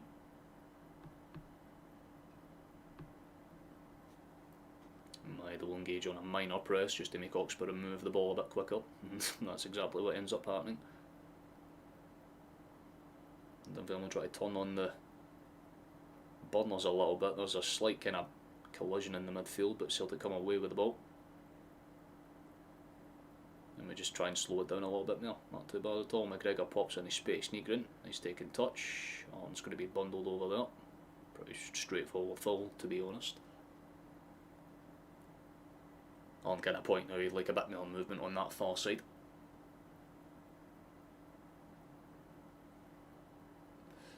There was Jota coming along. He's probably going to be fit for, well, I mean, he'll definitely be fit for the start of next season, but I don't think we'll be seeing too much of him outside of training photos for the next month or two. At least it'll feel like a new signing, I suppose, in that sense. Like, at least you have a whole new fucking player, but kind of disappointing because we rushed him back. Like, we could have had him like in March if we'd played it right, and then he aggravated his fucking injury at the end of February to make it worse. That's a good ball forward for Celtic. Not the worst ball into space, actually. Holy shit, that could have been dangerous. Fair play to Oxford for keeping his composure there, because if he spilled that, Maeda was definitely there to just tap it in. So even though Celtic haven't really been great, when they go forward there is just that little half chance that Maeda switches on and causes problems, and that was one of those types of runs. Celtic have a bit more pace and purpose and not playing out. Nice pop into space from Art. Forrest tries to do the same thing, but it takes a deflection and goes back. Instead, Johnston calmly across.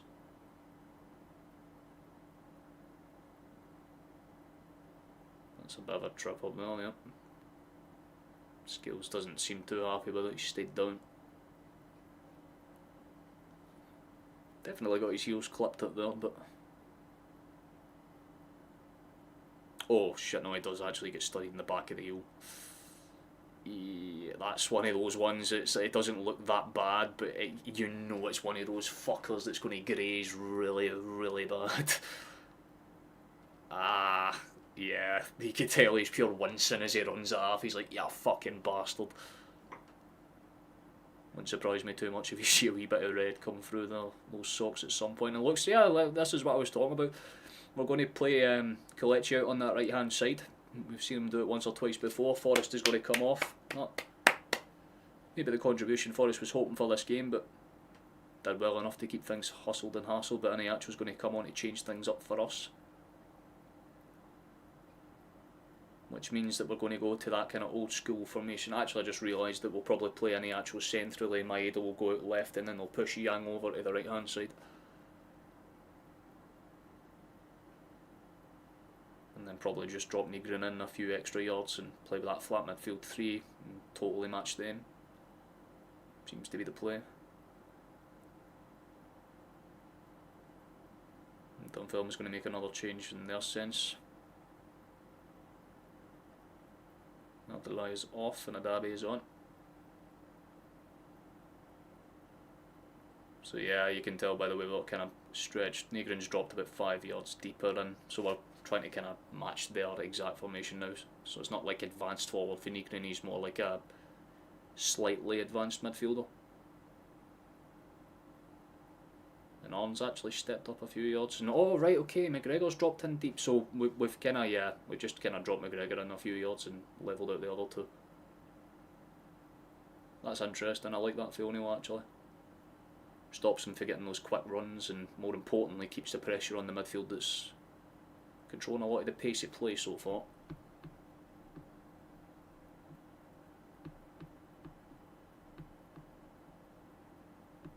Calm enough. Very calm actually, nice little ball for Johnston. Over he's offside. Kelechi is definitely offside, so we'll just let that bounce around. Eventually after there's a touch, Celtic engage in the press and Aniacho tries to make it awkward. But Oxborough Calmly will just send that one as far forward as he can muster it. There's definitely a foul in the midfield there. Right, what's this running prick doing? Right, I was going to say, he's not fucking... Please tell me that was like in a joking way, not in a serious, but I've seen McGregor and Kane smile there together, so that's nice.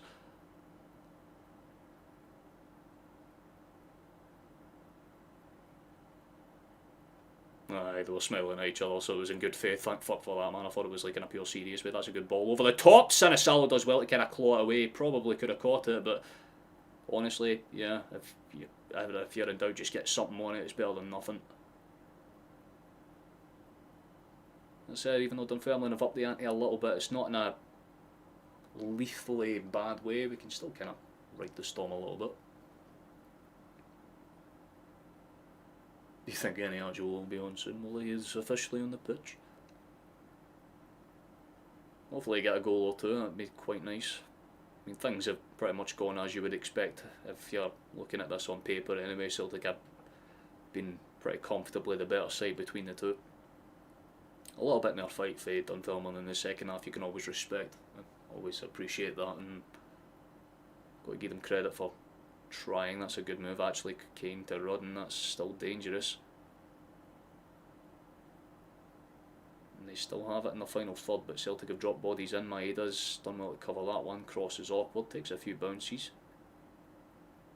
They might just try and force the issue, but Celtic have kind of dropped in to cover the space very cleanly here. Good hustle, and that's... well, time step out from Arnold actually. They might just have a crack for range. They do have a crack for range, it's not a bad shot at all, to be fair to them. Is that what is it, Ayade? I think his name is. Is Ayade? A fucking not a bad attempt at all, to be fair. You see the replay back here, like it kind of comes across to him, and the first touch is really nice actually, because it just kills it soft enough for Scales not to be able to close it down in time, and the shot isn't half bad. He just kind of pops it, and tell you what, not far wide at all. A few centimetres wide of that right hand post. At least we haven't conceded yet. Just the you can literally see the fucking picture of the guy that looks at the camera, you know, breaking the fourth wall. I think that's a throw in for us. That is a throw in for us. Splendid.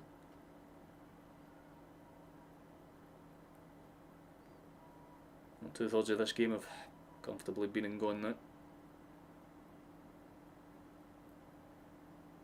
Nice little move there. Pop back in towards Yang. That's not as clean, big fella. Honestly, a poor giveaway in the end.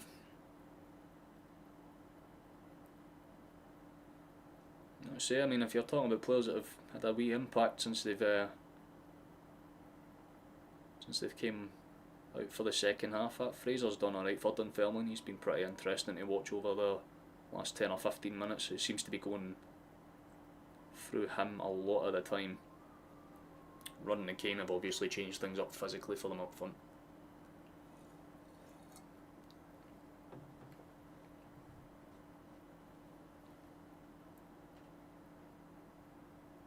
Nice ball forward.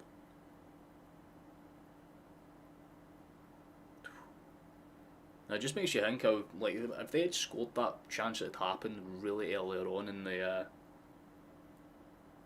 first half,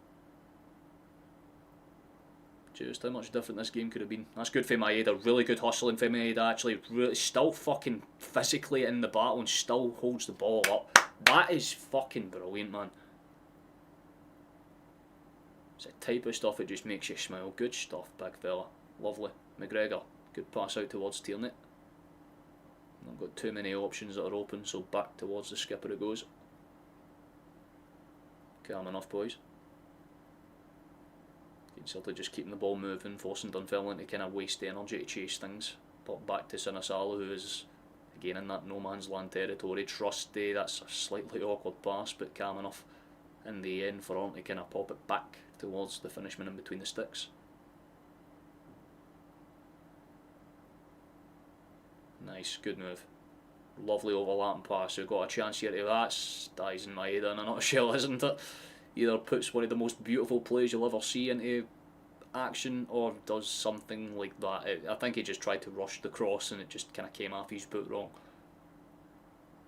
The build-up play was absolutely brilliant. I mean, Iniacho's little layoff, the little kind of spindle out wide for Nygren, but yeah, just not really the cross that he was probably looking for if he doesn't. We can allow it since he's the goal anyway.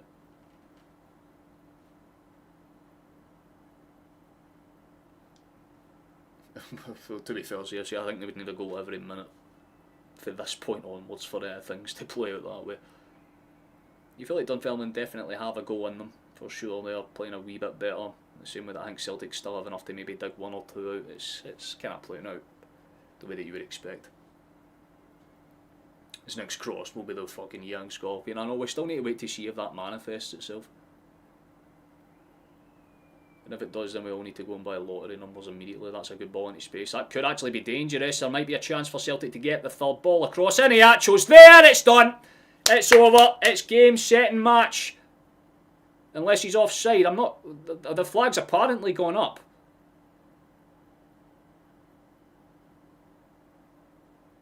Huh?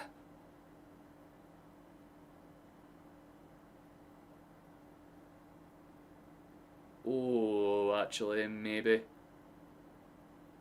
I think Dyson might be off.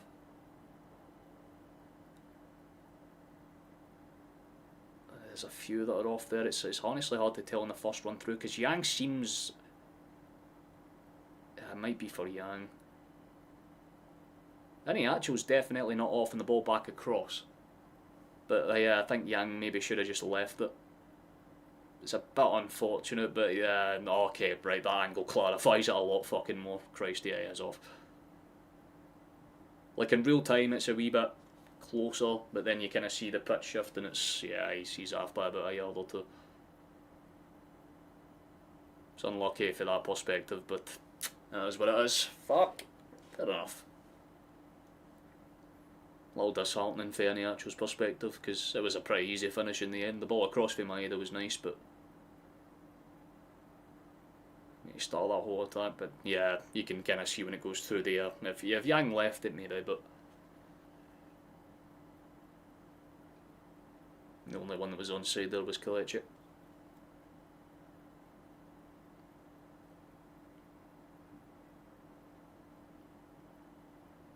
That's the thing with Dunfermline playing a slightly higher line.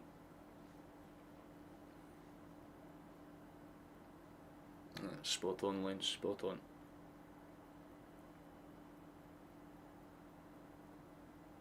That's a good little ball forward actually, if they can do something with this. Dunfermline are trying their best, you've got to give them credit where it's due. That's clear, that's a handball. Fucking hell, I was going to say, man. Referee took a wee bit too long to figure out that, like, they literally fucking controlled it, like, here. Just cuts to the boy and he's smiling at the referee, like, aye, fair enough, man. At least they're taking it in good faith.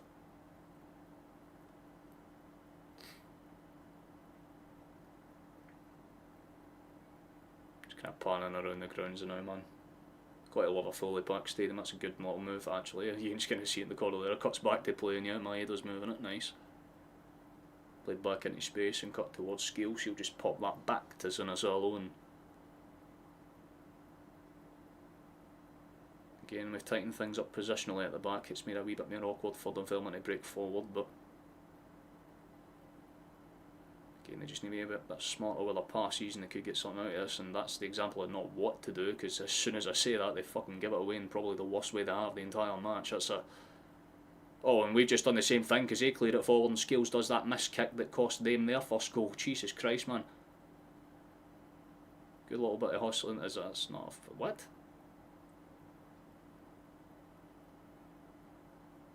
Okay, there's a foul, I guess. Did it get...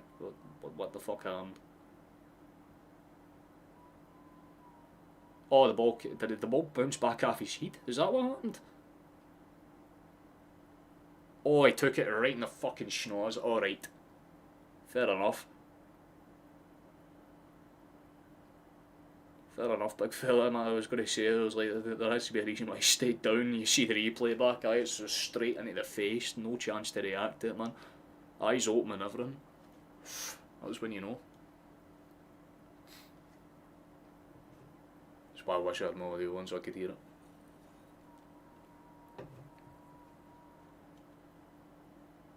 That's definitely one of those ones, Wayne, that you look at and you're like, do it, fair enough, he has every right to stay down for an extra second, because that fucking hell, man. If you've ever played Sunday League and you've caught a fucking wet ball to the face, especially if it's a mitre ball or something, aye, you need a minute or two, man. That's... He's lucky he doesn't have like a slanted nose, otherwise chances of that was getting bust.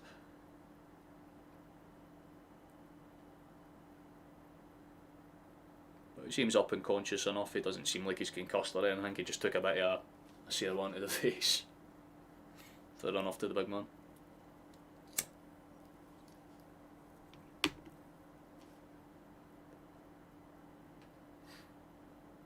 Oh, hold on a second. We could be going forward for a 30, let's do it, ball in. You could tell as soon as I left Johnston's foot it would have been a bit awkward. Oxford deals with it calmly enough. I like it for the Canadian, it wasn't the worst idea. Would have been asking a lot of Kelechi though. Got to admire the running for Kelechi though, he's trying his best to get into the positions that he needs to be. Honestly, when he looks fit, some player, man.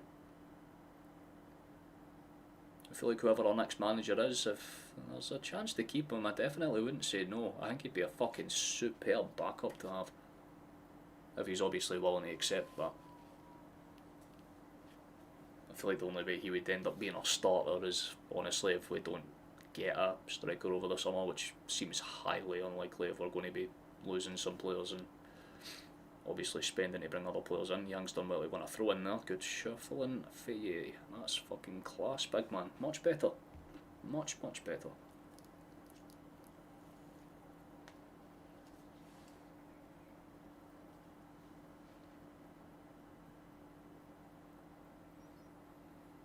Some of the fans in the crowd's thinking it's now appropriate time for taps half weather. Don't blame him in the slightest. That's awkward for Negrin. Beautiful. Oh, that is a great ball for Negrin into space. This could be game here. Oh, it's a poor ball across in the end, to be honest. But the play was beautiful. The little ball behind for Benji boy there was class. Oh, and Scales overruns the pass. I mean, Trusty will just win that first knock on pretty calmly, I guess. Tierney just lets it bounce and then he'll send it up the line. I hate it. Good first touch. Lovely Dyson. That's much more like you, big fella. Yeah, I gotta say, even though it's not really been a great second half for Celtic, it's not been a bad one either.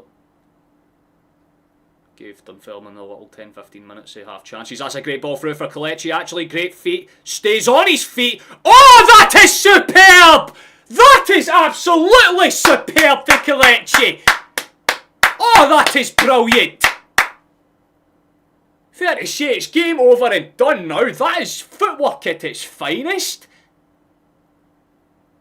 Sends the Celtic end into absolute delirium and no fucking reason as to, but the shit housery and the elite control of that is beautiful.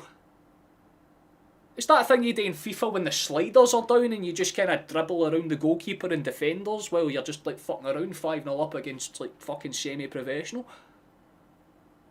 That is insane. Like the move again, it starts with Benji. Brilliant, like a lovely ball in behind again for the Swede. And Kelechi just dances around.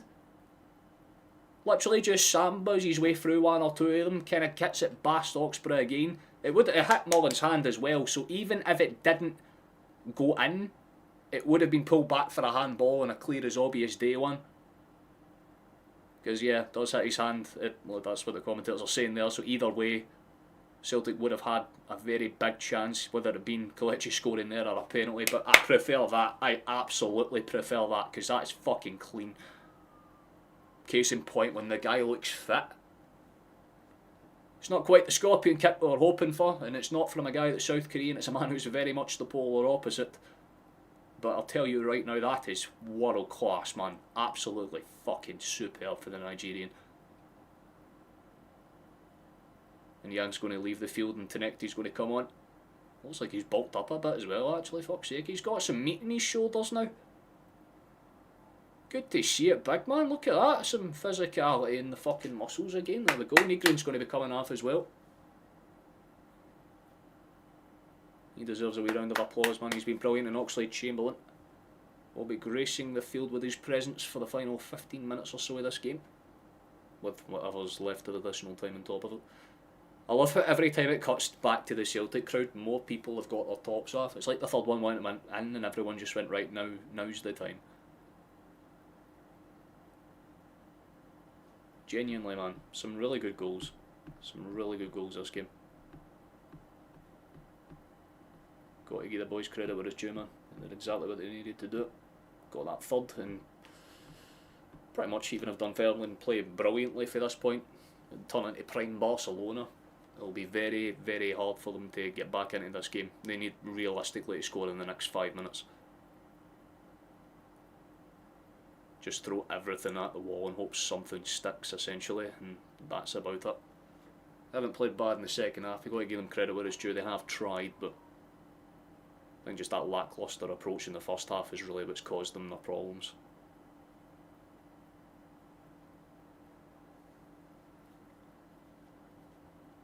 He's just class, you're not wrong at all, man. He's came up with some massive goals, honestly. I mean, late penalties against Kelly, we obviously know that late goal against Hibs was absolutely massive for us as well.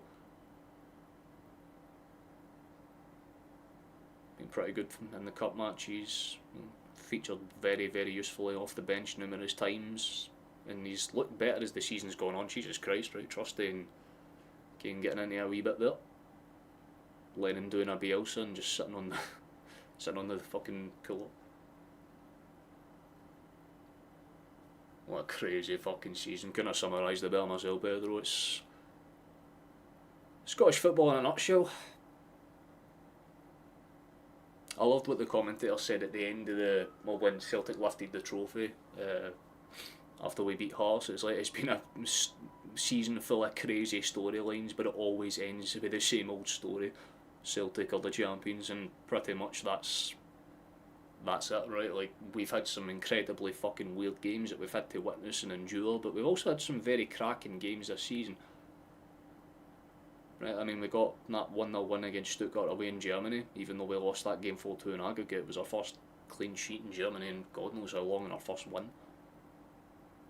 Very positive, given the fact we were in a slump during that time as well, and nobody was expecting it.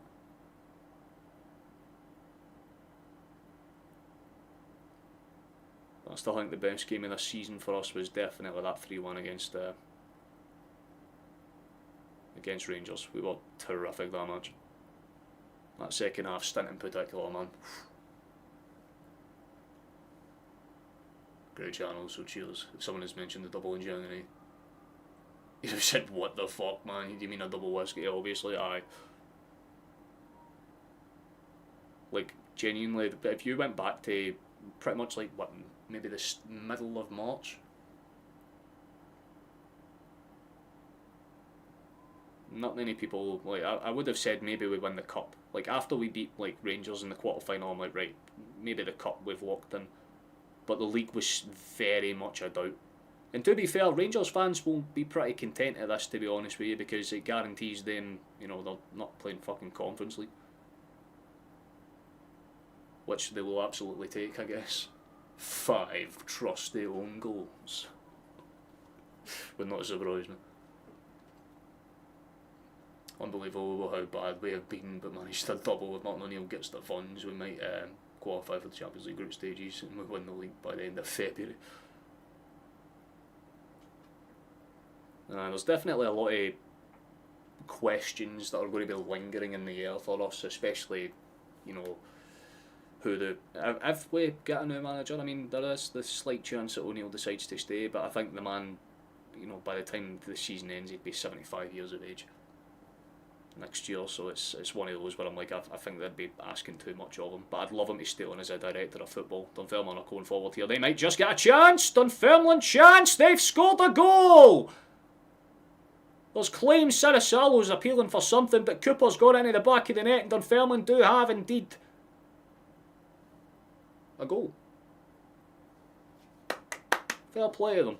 They deserve it, honestly. It was been a pretty good second half for them in that sense. They deserve it.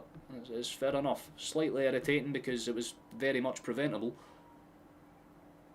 I think the appeal is that he might be offside. It doesn't look offside there. There's actually an off the ball incident that might be checked. I mean, nothing's wrong there, but it might be for that foul. Let's just see that off the ball, because he does go, nah, that will stand. There's no reason for it not to. It's a good finish for Cooper in the end, considering the fact it takes a deflection off a Celtic body. It's actually a really solid block. It's a little unlucky, actually. Really unlucky for Johnston's perspective. He does well to get the block in, but it just bounces for Cooper and he taps it in. They got one. Slightly frustrating, but it is what it is. Can't say it's totally undeserved. But Tierney stayed. Oh, dude, no, hold on a minute. It's bad if the boots came off. Because Tierney did kind of go down a wee bit there, so I hope he's alright, because he looks a wee bit.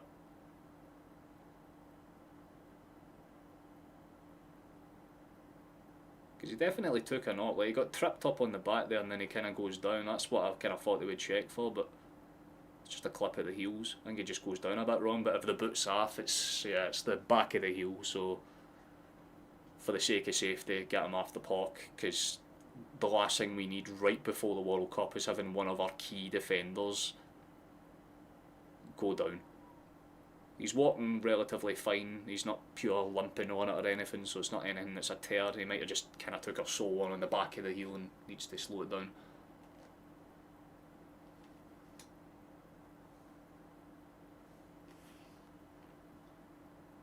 I wouldn't worry about it, CFC. They still need to score like a goal every 5 minutes on average. And the Robertson on a free. If you can get him to negotiate the wages, maybe. Well, that's the whole reason we took Tierney, was because he was willing to Oh, for fuck's sake, he thought, oh, Scales, mate, you just watched Tierney go off. Aye, I'll pass it to the guy that's standing on the sidelines. Use your fucking eyes, mate. A little silly, man. Like I said, it's just shit like that. Just stupid, needless defensive things like that. Looks. If we could get Robertson on a free, I'd fucking take that in a heartbeat, man. I'd love that. A Champions League experience winner that's, you know, Scotland's national captain. Oh, fucking aye, that's not bad. Even though technically this will probably be his last major tournament. I'd imagine anyway.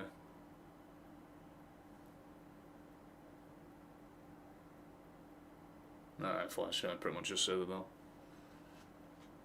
Plus, if we've already got the talks with, if we've already got the talks with Sriracha, then pretty much there wouldn't be a necessary need.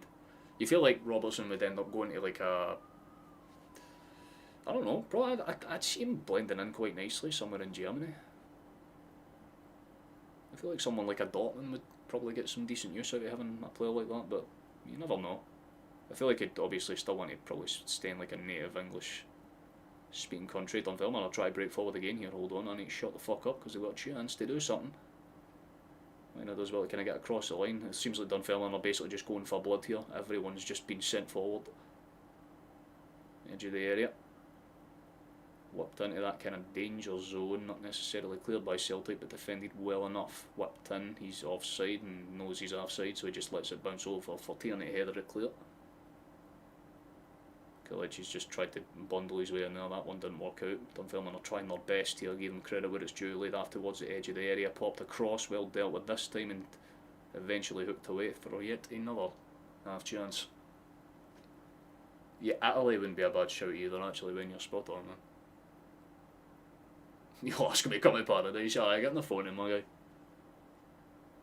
Would you be willing to take like an 80% wage reduction so that we can like potentially afford you?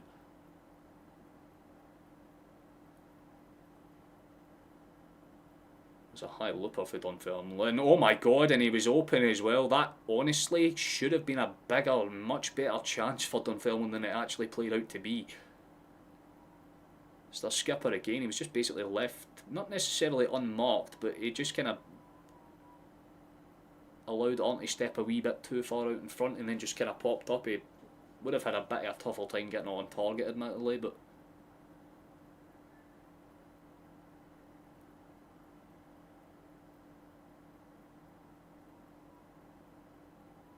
and tell you what, though, I do know my fucking claw.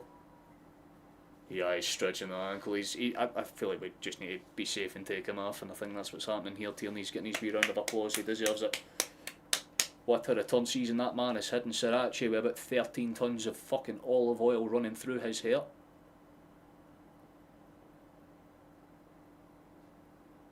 The Uruguayan from the Argentine League is on.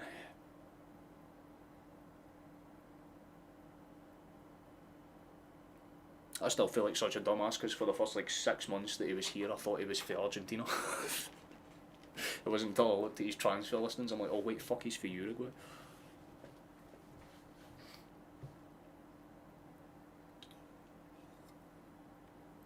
But he has been some player for us this season, man.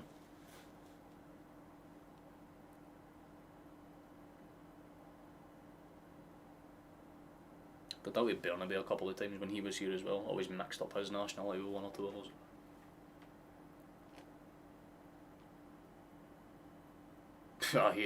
Mate, I wouldn't want Mbappe. Have you seen all the shit that's going down at Madrid right now? You don't want any other players. I think there's a reason why like Tuchel's decided to even tell like Alexander-Arnold, you're not getting near the fucking England team, chief. You're a bunch of toxic fucking spoiled brats, essentially. I think that's why they're bringing Mourinho back, just so he can humble them. So you think you're special, mate? What's my nickname again? You think you're special? Bench. You think you're good, bench? Oh, that could be. Oh, that fucking the ball just took a weird kind of float in the. Either the wind took the pace off of that, or the spin on the fucking ball behind was just really clean, because it looked like it was actually going to go all the way through over to the winger, but it ends up bouncing in front of Iheanacho instead. Filming do deal with it. Send it up the line, try to cause some problems here. It's like it went out for, I think, a Dunfermline throw there. It was a Dunfermline throw, but there's now 2 balls on the pitch, so they're going to need to stop play. Or not, I guess. Fair enough. The argument's there.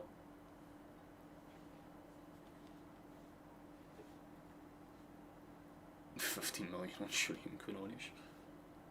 If that's how it was pronounced.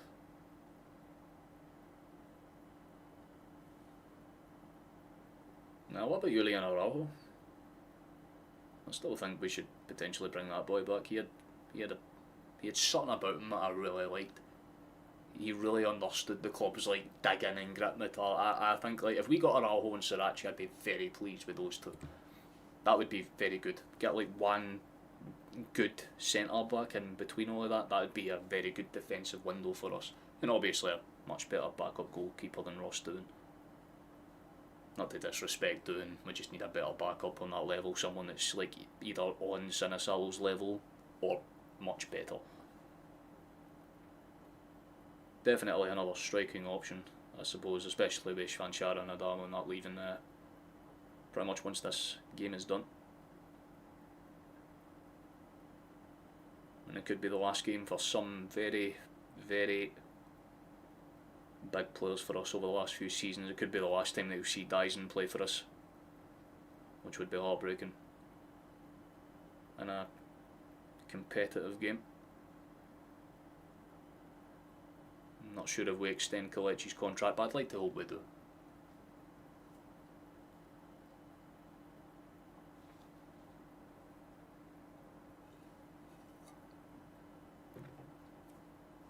See the message.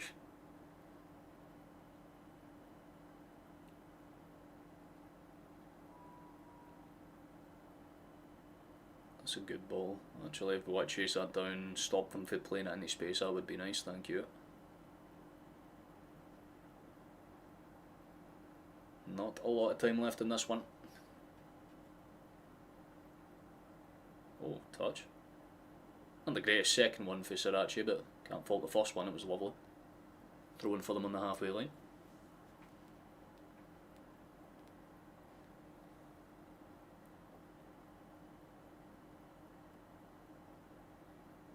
I think the issue with that though, CFC, is I don't think our board are going to be spending big amounts. Like, they'll spend a lot of money, but it will be like 5 or 6 kind of signings that are about 7 to 10 million a piece. I feel like if we go big, then it would be like 3 big kind of catalyst signings that are like 10 to 13 million, around that kind of territory. That tends to be the average we go for. Dunfermline get another shot. It's very weak and literally rolls towards Sinisalo to the point where he kind of falls on it sarcastically, but decent enough. The 90th minute's approaching fast, and I think it's pretty much confirmed that from this point we should be fine. We should realistically have this done, dusted, wrapped up and finalised. We will be guaranteed a double. Unless there are some severe shithouse City at play from Dunfermline's perspective. But again, you tip your hat to them because they've had a much better second half. There's 4 additional minutes to go through. That's how much time is left. Here's a question going, on the mind of the rebuild. How much would you be wanting? Oh, interesting. Good question to actually ask.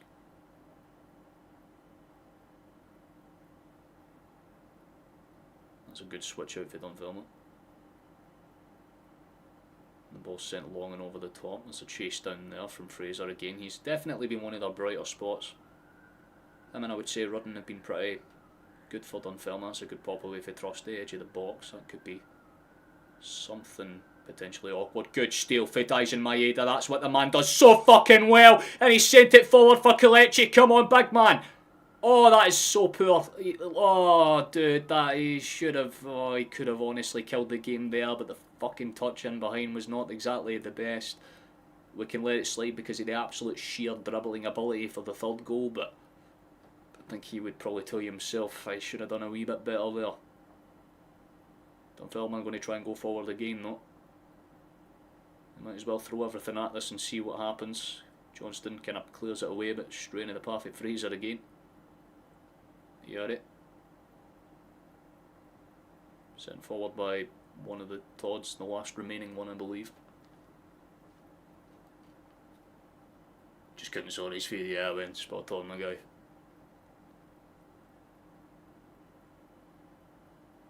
Fans look very happy though in the stands, which is always nice to see.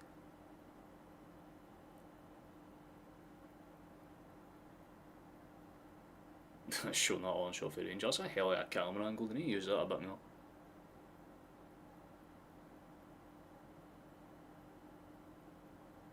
That's pretty much all that we needed to do. We started off very well. Got to say the first half in general was quite nice. Maeda lobbed ball essentially, got us the first one and on shot for about 30 odd yards out that caught the keeper cold for the second, and obviously Kelechi's sheer dribbling masterclass for the third. But Dunfermline managed to drag themselves back into it, get something, at the very least some pride back, and give their fans something to smile about, which is always nice to see. But it's hard to argue that Celtic have not been the better team. They absolutely deserve this, and that could be a potentially threat. Oh, please keep that in play, Jan. Does well enough to do so. He'll take his run at his man, good feet. That's not a bad ball in as well, actually. It's the right idea, but again, well defended from Dunfermline. Johnston just holds it up, goes to ground there, but it's popped over from on. How fucking clean was that? Lovely for the Belgian. He has played fantastic today. Ball into the box is dangerous, and it's just about cleared away. Still could be something for Sirachi. He tries to take it on the half volley on the way down, but pops it over the top and miles away in the end. Can't fault it, man. So for the Uruguayan, just doesn't work out. That's an Argentine league shot of that is like something you would see a Boca's fucking fallback try on a half volley as a come down shot. Like fucking fair play, big man. It could have been a treble. Honestly, it should have been a treble. I wouldn't sign that random French guy for no reason to manage our club for like a month and a half. That was, yeah, like that single-handedly kind of made this season less memorable for a lot of people, but the man that came into the dugout after him has done a fucking stellar job, and he's proven the point that sometimes wisdom is in the little details. But that is the final whistle. It's done, it's over, it's finished. Celtic are fucking champions. It's simple. We win the oh, look at that for Lennon. I love that for Lennon. He raises Martin O'Neill's hand up. That's fucking... that's really sweet. It's the student paying homage to his master in a way, but Celtic get across the line and done what needed to be done. Been brilliant. Skills generally has been very, very good today. I mean, besides one or two defensive mistakes at the back, there wasn't really too much that any of the defenders really did wrong. Maybe just that slip up for the goal that we conceded, but besides that, pretty solid. That and the chance that they had in the first half. Yeah, 100% virtual. I could not put it better myself. That man is more deserving than most Celtic fucking legends to get that statue built. He's earned it now. O'Neill's keeping it calm, he's keeping the kind of celebrations reserved, just going around shaking hands and kind of giving small smiles to the team. Lennon's doing the same for his boys on the pitch. They played a wee pat in the head, fucking. But a double is reasonable, right? We can accept that. We can absolutely accept that. It's pretty solid. And I guess for the final time this season, I need to stand up and yell in celebration. So that'll be fun. Very, very proud of these boys though. Unbelievably proud of these boys. I had to dig their heels in a lot of the times this season, so it's more than deserved in that sense, man. They did what was needed. Time to get up and yell. Let me do that now. Oh. So for anyone that is new here, I haven't actually checked if we gained any subscribers or not. Okay. Gentle fucking men. For the final time for the 25-26 season, and for the final time for Celtic. For the victory. And for the win. And a fucking sweet one at that, because it's a double for a very deserving manager.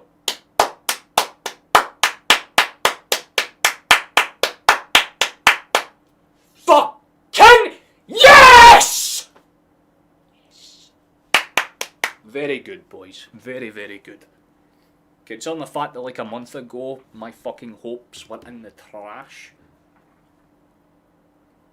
Can't say that I was expecting us to run the fucking run that we have, run the race that we have, man. What a showing. What a showing indeed, man. We've hung in there, did what we needed to do and got across the fucking line. Absolutely brilliant. Absolutely brilliant. It was not the cleanest performance, let's be fully honest with you. I mean, let me actually go back to the main screen so we can have a little look at the stats, because, I mean, they did have a better second half. Yeah, they got a bit more of the ball, got their possession for 18 up to 31, actually had a lot more shots on target, actually, but apparently we didn't have a shot off target. I know that's bullshit. But we definitely played the better stuff. It's hard to argue against that, and, well, we win.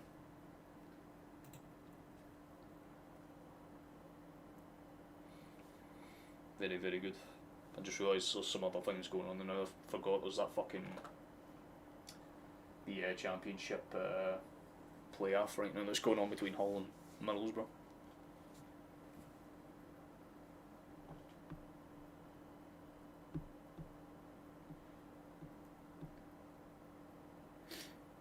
Tierney just having words with some of the. And we'll just need to wait for the final trophy lift, and then we and then we're done. Well, not necessarily streaming, I guess. As you still might maybe see me for one or two of the Scotland matches for those that are interested. If there's enough interest anyway, I think you'll still get me for the 1 or 2 World Cup games, hopefully, maybe. I don't know. It depends on America's like streaming rights and laws. I have to be careful with that type of stuff. But brilliant. We cannot argue with it. Nice to see you, mate. Nice to see you, Ken. I hope you will. Appreciate it as well, guys. One of the few Rangers fans that can actually take a canter in and still have the dignity to be a decent human being.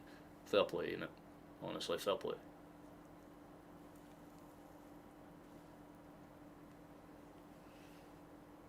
But what a season it has been, man.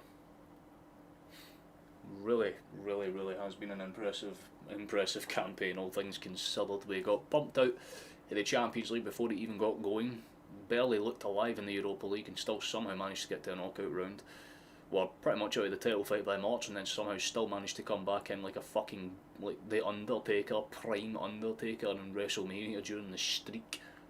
Just somehow get across the line, wake up and fucking win it last second, man. Like, it's what we do best. Literally the 86th minute of the fucking final game of the season. That was the first time we'd led in over fucking 3.5, 4 months. So, tells you just how close that race was run. And obviously a good cup run as well. We should have lost to Rangers, let's be fully honest, man. That game we were dicked the fuck down, but we shithoused that win something fierce and basically caused that side of Glasgow to collapse in on itself. Because from that point onwards, Rangers' season really took a hit, especially during the split. So, I mean, we basically, even though it doesn't feel like that much of a great season, there was a lot of things that on paper shouldn't have played out that we somehow managed to do anyway. A 74-year-old man coming out of retirement 20 odd years after managing the club previously and still being able to pull that through with a whole different squad, with a whole different style of football, a whole modern revised sport essentially. He's been able to do the same things that he's done, and it proves that, you know, form is temporary but class, it's permanent. And Martin O'Neill irradiates class. He is a proper old school fucking coach, and he deserves every plauditory and praising thing that's ever said about him, because it's deserved. The guy is humble. The team has shown a lot of humility over the last month or two. They've all had stints this season where they could have let their heads drop. I mean, Maeda let his head drop. I mean, McGregor let his head drop once or twice this season too. But when it mattered, when they really needed to bond as a team, when they needed to show that unity, there was a lot of signs of life there, and I think O'Neill was the driving force behind that 100%. I think if we brought anyone else in, I don't think we would have had the end of the season that we had. We needed a genuine miracle worker, and the closest thing we had to that was pretty much Martin O'Neill, and somehow he's been able to get us a double despite very stale play, despite the fact that there's very much a lack of investment this season. We're still very much aware of the fact that the board needs to pull their finger clean out their arse over the course of this summer, but they've been saved a lot of blushes and a lot of shit because of one man. And if he does not get a fucking statue, at the very least, when we upgrade the stadium, or if we do something like build a fucking like fan zone, name it after that man. Give him some form of fucking recognition, because he is genuinely 100% earned it. It's just like, there's some people that you need to properly appreciate, and O'Neill is 100% one of those men. Dyson looks chuffed as well. It's always nice to see. And you're spot on, Joseph. The body language between Dyson and looked like a regretful partner away. I mean, he's openly kind of talked about it anyway. Like, I mean, Maeda's been theorised to be moving away for us for like fucking last January, so you never know. If the interest is there, then it could happen. And if it is his last game for us, then at least he signs off with a goal. I think it'll be a shame. I very much love Dyson Maeda. I think he's an absolute fucking wonderful man, a brilliant professional. But if he thinks that he's got a better shot elsewhere, or if he just misses home, then you can't argue with that, honestly. I mean, his family seem lovely.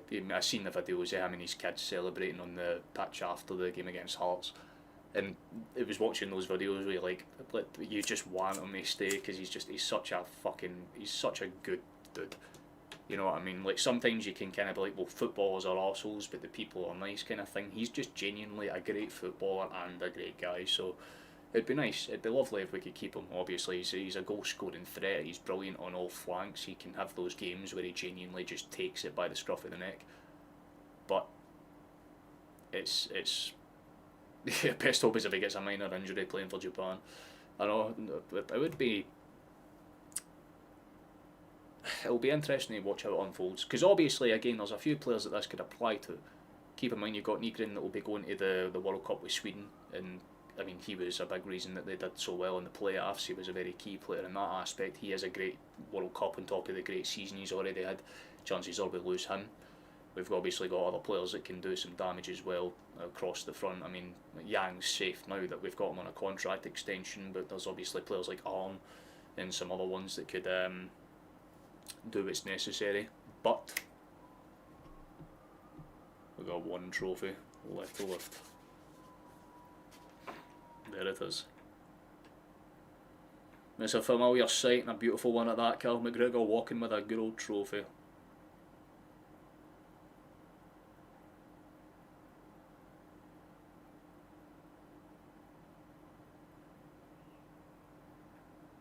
It's been a season of very, very weird situations and circumstances. A season that has had so many fucking weird moments and wonderful ones too, but it always ends the same, with that green and white ticker tape right behind one of the greatest fucking teams to ever do it. Cup winners once again, boys. Well done, lads. Well fucking done. Brilliant shift and shuffle for the lot of yous, man. We needed that. I feel a bit for Dunfermline. They gave it a hell of a crack in the second half, but it's the same as the league. Just that little bit of experience goes a long fucking way and gets us across the line. Very, very chuffed with it, man. Very, very chuffed with it. Definitely some good building blocks in this team that we can definitely use in the future, but we're going to need to really hope that the board backs the boys, and more importantly the fucking coach that comes in. If O'Neill decides to stay, honestly, I would not be disheartened or saddened by that at all. I'd be very much the polar opposite. I'd be very chuffed. But I think for the sake of the man's health and extending it for as long as possible, I don't think you'd want to put him in that stressful situation for another season or two. But as a director of football or something, fuck I would take it 100%. Hope the man stays in the club in some capacity.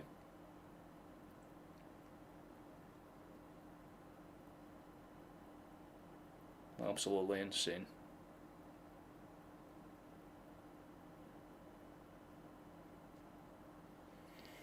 Well done, lads. Well done.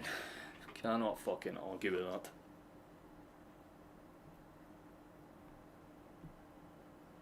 Brilliant. Absolutely brilliant. When you see Dunfermline in the Prem, first half wasn't great, but they're more positive than most in the league. Yeah, it genuinely is. Well, me and Flash, the guy who's literally commenting right above you, we were watching the playoff game in the Discord, and we were literally talking about the same kind of thing. I just heard in the corner, 14th double for Celtic in recorded history, which is always nice, and it honestly should have been a treble.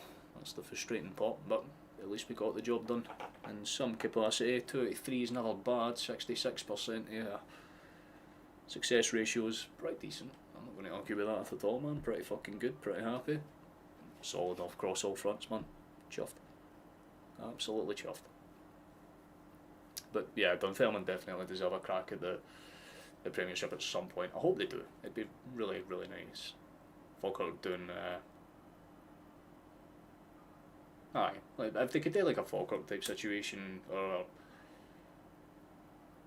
even like a Dundee United, where they're kind of in that mid-range kind of territory, I could see that totally happening. And I feel like they would be a much better fit for the league than, you know, like a Livingston or, you know, like a maybe even a Partick. Like Partick, you know what you're getting. At least Dunfermline can switch things up and keep people on their toes.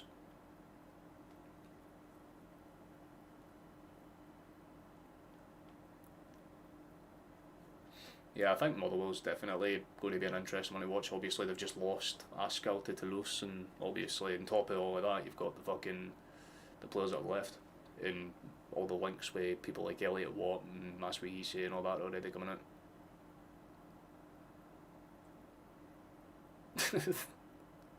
That's kind of a flash. That's very kind of you indeed. If you do want to join, there is a little link there that you can. Well, if you have a Discord anyway, you're more than welcome to join it and talk shit with us. But in terms of consistent streaming, I think this will be the last season that we do this on a game to game kind of basis. I think going forward, the way it all goes kind of straightforward and simple. It's pretty much just going to be a case of whenever I can afford to do a game. But most likely, well, like I said, over the course of the World Cup, depending on certain situations, you need to check certain things. Most likely you'll get me for one or two of those. Obviously Scotland in a World Cup, kind of fucking have to, right? Like it is one of those.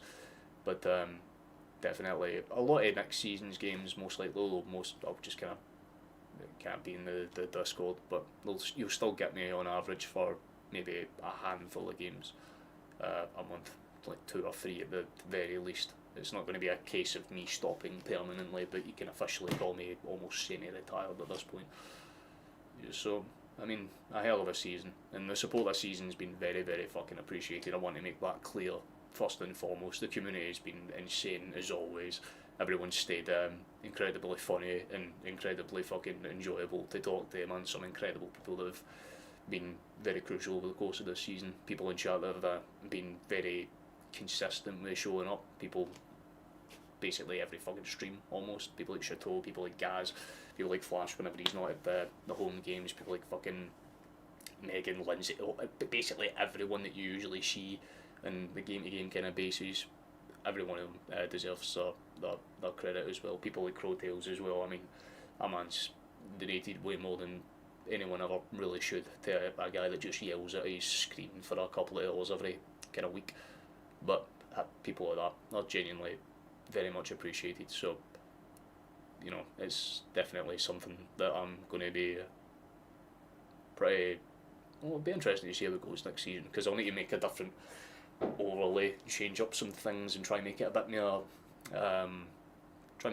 fresh for these and see how that goes. But it's one of those.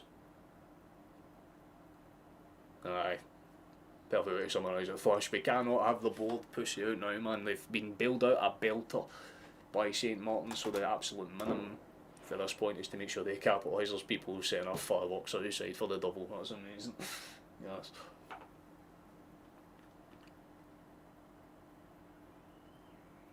Both boards definitely will wake up. I mean, Rangers will invest a shit ton as expected, and Celtic have the funds to go and spend 40 million without breaking financial fair play rules. So if the board really, really wanted to make a statement, you'll see some power moves made over the course of the summer. Hearts will do what they always do. They'll be smart with their investments. If they qualify for the Europa League as well, then they'll absolutely have the safety net of being able to spend an extra 10 or 15 million, which can only be good for the league as well. So it'd be nice to see them do some decent stuff in Europe next season. They have the ability to surprise one or two teams, I feel, if they qualify at the very least. Same with Motherwell.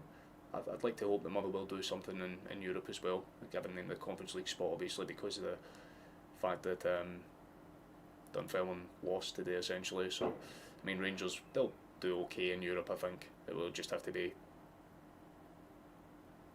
42 million gets you third, apparently, but I feel like we're a bit better with our investments. I think Rangers just threw everything at the wall in January because they seen Celtic were doing this and Hearts were kind of starting to stagnate just a wee bit, so they'll like fuck it, throw everything at the wall, see if it sticks. I can respect their strategy in some aspects. It didn't work out and that's hilarious, but that happens.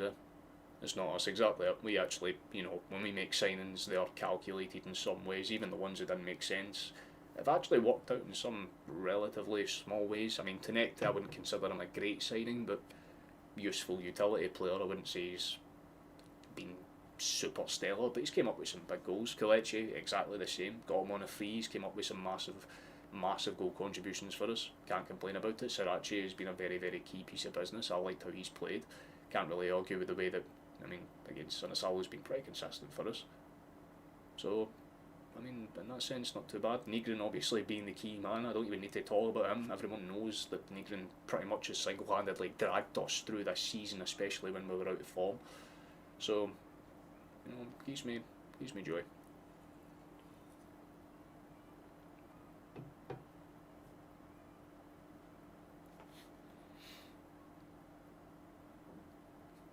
Desmond will make a lot of fucking phone calls, and the main phone calls that are going to be needing are the ones to get a manager that's experienced in.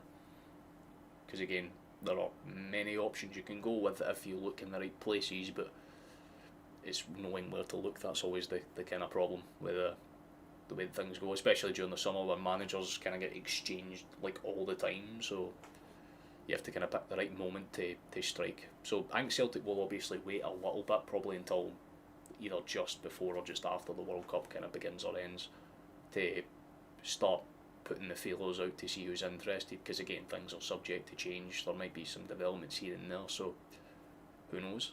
But I think over the course of the season, I think we made the right call to bring O'Neill in. We should have, we all said the first time round when he had his first interim stint, just keep him, just let him have the rest of the season, and we'll kind of figure out for there. But the board obviously were a bit too eager to prove their point, and it backfired in the worst way possible, so they won't make the same mistake again. They're not that stupid. They're pretty bad when it comes to business decisions sometimes, but they're not completely and utterly inept. They know that, like, if there's someone that looks promising, actually look into his record, actually do the right fucking resource management to make sure that the person that you bring in is the best fit for the club, not for the tactics of the players, but for the club going forward. If you want a manager, you want someone that's able to actually control the chaos but also embrace it in the right ways, and Celtic is a chaotic club that we're consistent, but we need to figure out things in Europe, and that's the main thing for us. So next season, if we do bring in a coach, it has to be a heavier hitter. It can't be some random dude for the fucking MLS. It's not really going to hit as hard. And again, with Rangers knowing that they'll be having to go hard out the gate to redeem themselves for finishing third, then Hearts obviously are going to be very much trying to prove a point after finishing second. Celtic are going to be forced to invest one way or another. It's going to make it interesting for sure. But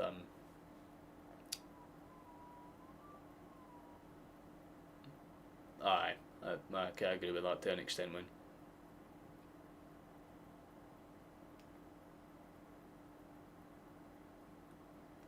I know, that's what I'm saying. It's like, because you brought your new board in, they're American, right? They're just like, yeah, you fucking figure it out, man. And then they'll just send some random motherfucker out, and they'll be like, there's a guy in Germany that's half decent, you want to sign him? And they're like, fuck it, good enough. Like, you need to be a bit more calculated, I guess, if you're, a Celtic or a Rangers. You can afford to take risks if you're like a Hearts or a Motherwell. You can afford to sign 1 million players or £1 million players that could be very good. You can't really do that at Celtic or Rangers because then you're like, why the fuck are we wasting money on these people? Like, just spend the extra 4 or 5 million to get like a certified baller. And Rangers tried to do that when they brought in obviously the few players that they did in January, but I think they just didn't click the way that Rose probably hoped they would have. Celtic signings in January were honestly very inconsequential to the season. Like, Mavuka basically we just signed them so that we could look at them for a few minutes and then be like, cool, leave. Like, Svanchara contributed minimally. I'll appreciate him for that penalty and for that the header in his first game. Adamu, I'll always appreciate him for that last minute goal against Dundee, but that is pretty much the only contribution I can actually think of that he brought in. Osmond, he was injured, so I can't really say too much about him in that sense. He's been okay for the bits I've seen of him. I think people were overreacting when he had that slight, like they had the goal and assist in the last match, and everyone's like, he's going to be so good. It's like, did you see the 10-15 minutes beforehand? Oh, he was not that great. It's like, he needs to work on his positioning. I feel like if he figures that out, he could be very deadly though. So yeah, investment's going to be crucial for both clubs. I think pretty much every club. I mean, every club needs to invest in some way, right? Motherwell will probably go down a wee bit. They may drop down to 5th or 6th depending on what happens with their squad because they're getting ripped apart at the seams. Celtic will get gutted over the course of summer as well because again, a bunch of loan players leave. Obviously, Aniacho's contract's out. We're probably going to be losing players like Arlen and fucking Maeda. Rio might be leaving. There's already talks of Trusty potentially leaving as well. We obviously have other outworldly rumours. Again, we might want to get Araujo back or Surachi, but they're also kind of officially out and gone as well. So it's like Celtic are not exactly in the best position, but we're in a position where we know what we need to do. And if the board have any sort of fucking decent brain cells that are still somewhat functional, they should probably get the memo to spend at least a little bit.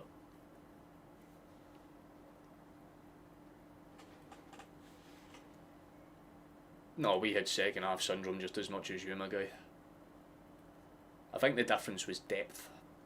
It's just the fact that like Celtic towards the end of the season, we got players back from injury that were kind of key players. Obviously, players like Johnston, players like fucking, players like Arm, for instance, as well. Like, very useful players in the role. We had Tunekti out for like 2 or 3 weeks when he came back. It was nice to have that extra bit of depth because we were literally just stuck with Forrest and Yang for like 3 match days at one point during December, man. So, like, we were kind of injury stricken at the worst fucking time, but when it came towards the end of the season, most of them were coming back. We should have had Jota back as well, and Carter Vickers theoretically if he didn't require surgery, but obviously that wasn't how it played out, unfortunately, and both of them we'll still get them back next season, but it's just a case of what versions of them they are.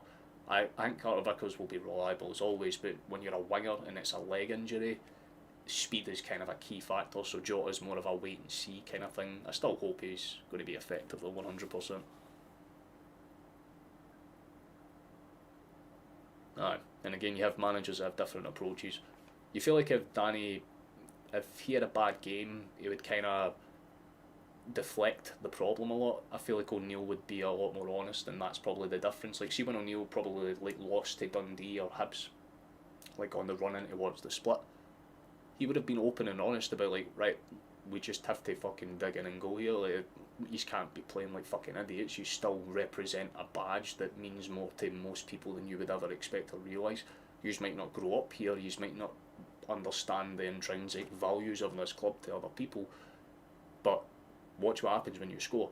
Like, see, one thing I always found funny is all the English media after we won the league, everyone's like, oh, look at them celebrating their 56th league title. Fucking hell, man, it's like they've just won their first. It's like, well, what do you want us today?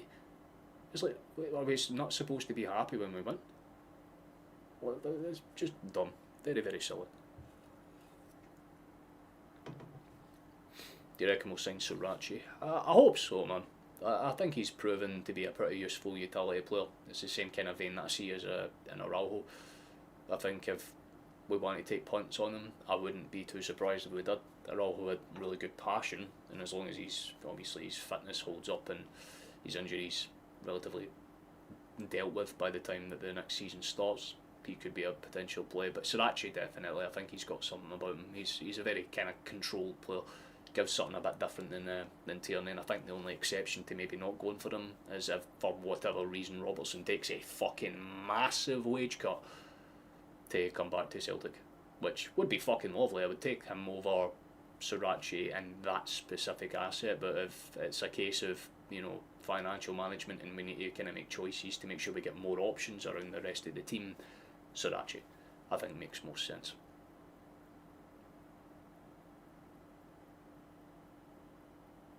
Aye, it's just the mentality. Ever since the whole "we never stop" thing, people have thought that, oh, that's like just an Ange thing. It's not. It's just that's what Ange described our club mentality is. That's what you need to be if you're a Celtic fucking player. You can't stop. You have to keep going. And sometimes Rangers just, it's not that they stopped, but it's that they hesitated. I think, you know what I mean. There's times where they should have gone for the throat, but then they just kind of don't. Celtic did not waste any time showing that that's exactly what they're all about, because how many times do we score past the fucking 85th minute in this league this season? Several goddamn times at least. So it's in our DNA, right? It's just woven into us to just continuously go until the last fucking minute. But if one or two of those games didn't go away, we wouldn't have won the league at all. So it just shows you how fine the margins were this season. And again, it just proves how fucking weird the sport of football is. It's wonderful, but it's weird.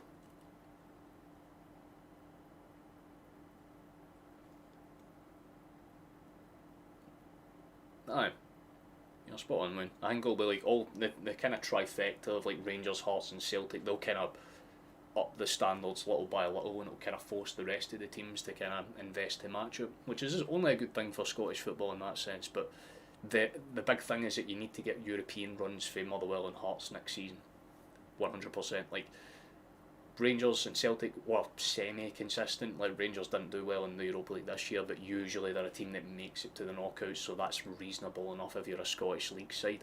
The same way that Celtic over recent seasons have started to piece it together, right? We were in the Champions League knockouts last season and lost to Bayern in the last fucking second, so there's no shame in that. And then obviously going out to Stuttgart, who was a team that finished with 3rd or 4th in the Bundesliga this year. Well, not a bad side by any means. So both times we got knocked out, they're to very respectable sides that you're like, fair enough, man, it is what it is. So, I mean, next season will be interesting to see if Celtic and Rangers can make a mere permanent push in. Because if Celtic get into the Champions League, that's fantastic, but we're going to need to invest beforehand, because again, we're going to lose players before that fucking first playoff game even happens. So some smart investment would be very nice. South America are a wee bit trapped. For options, I guess, if you're talking like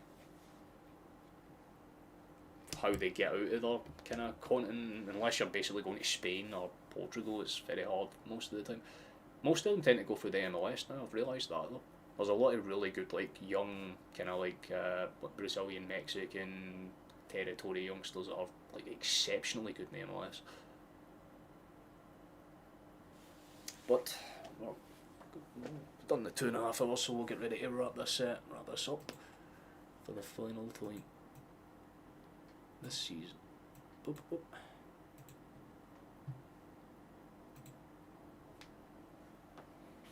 Right, well, what a day it has been, eh? What a day it has been.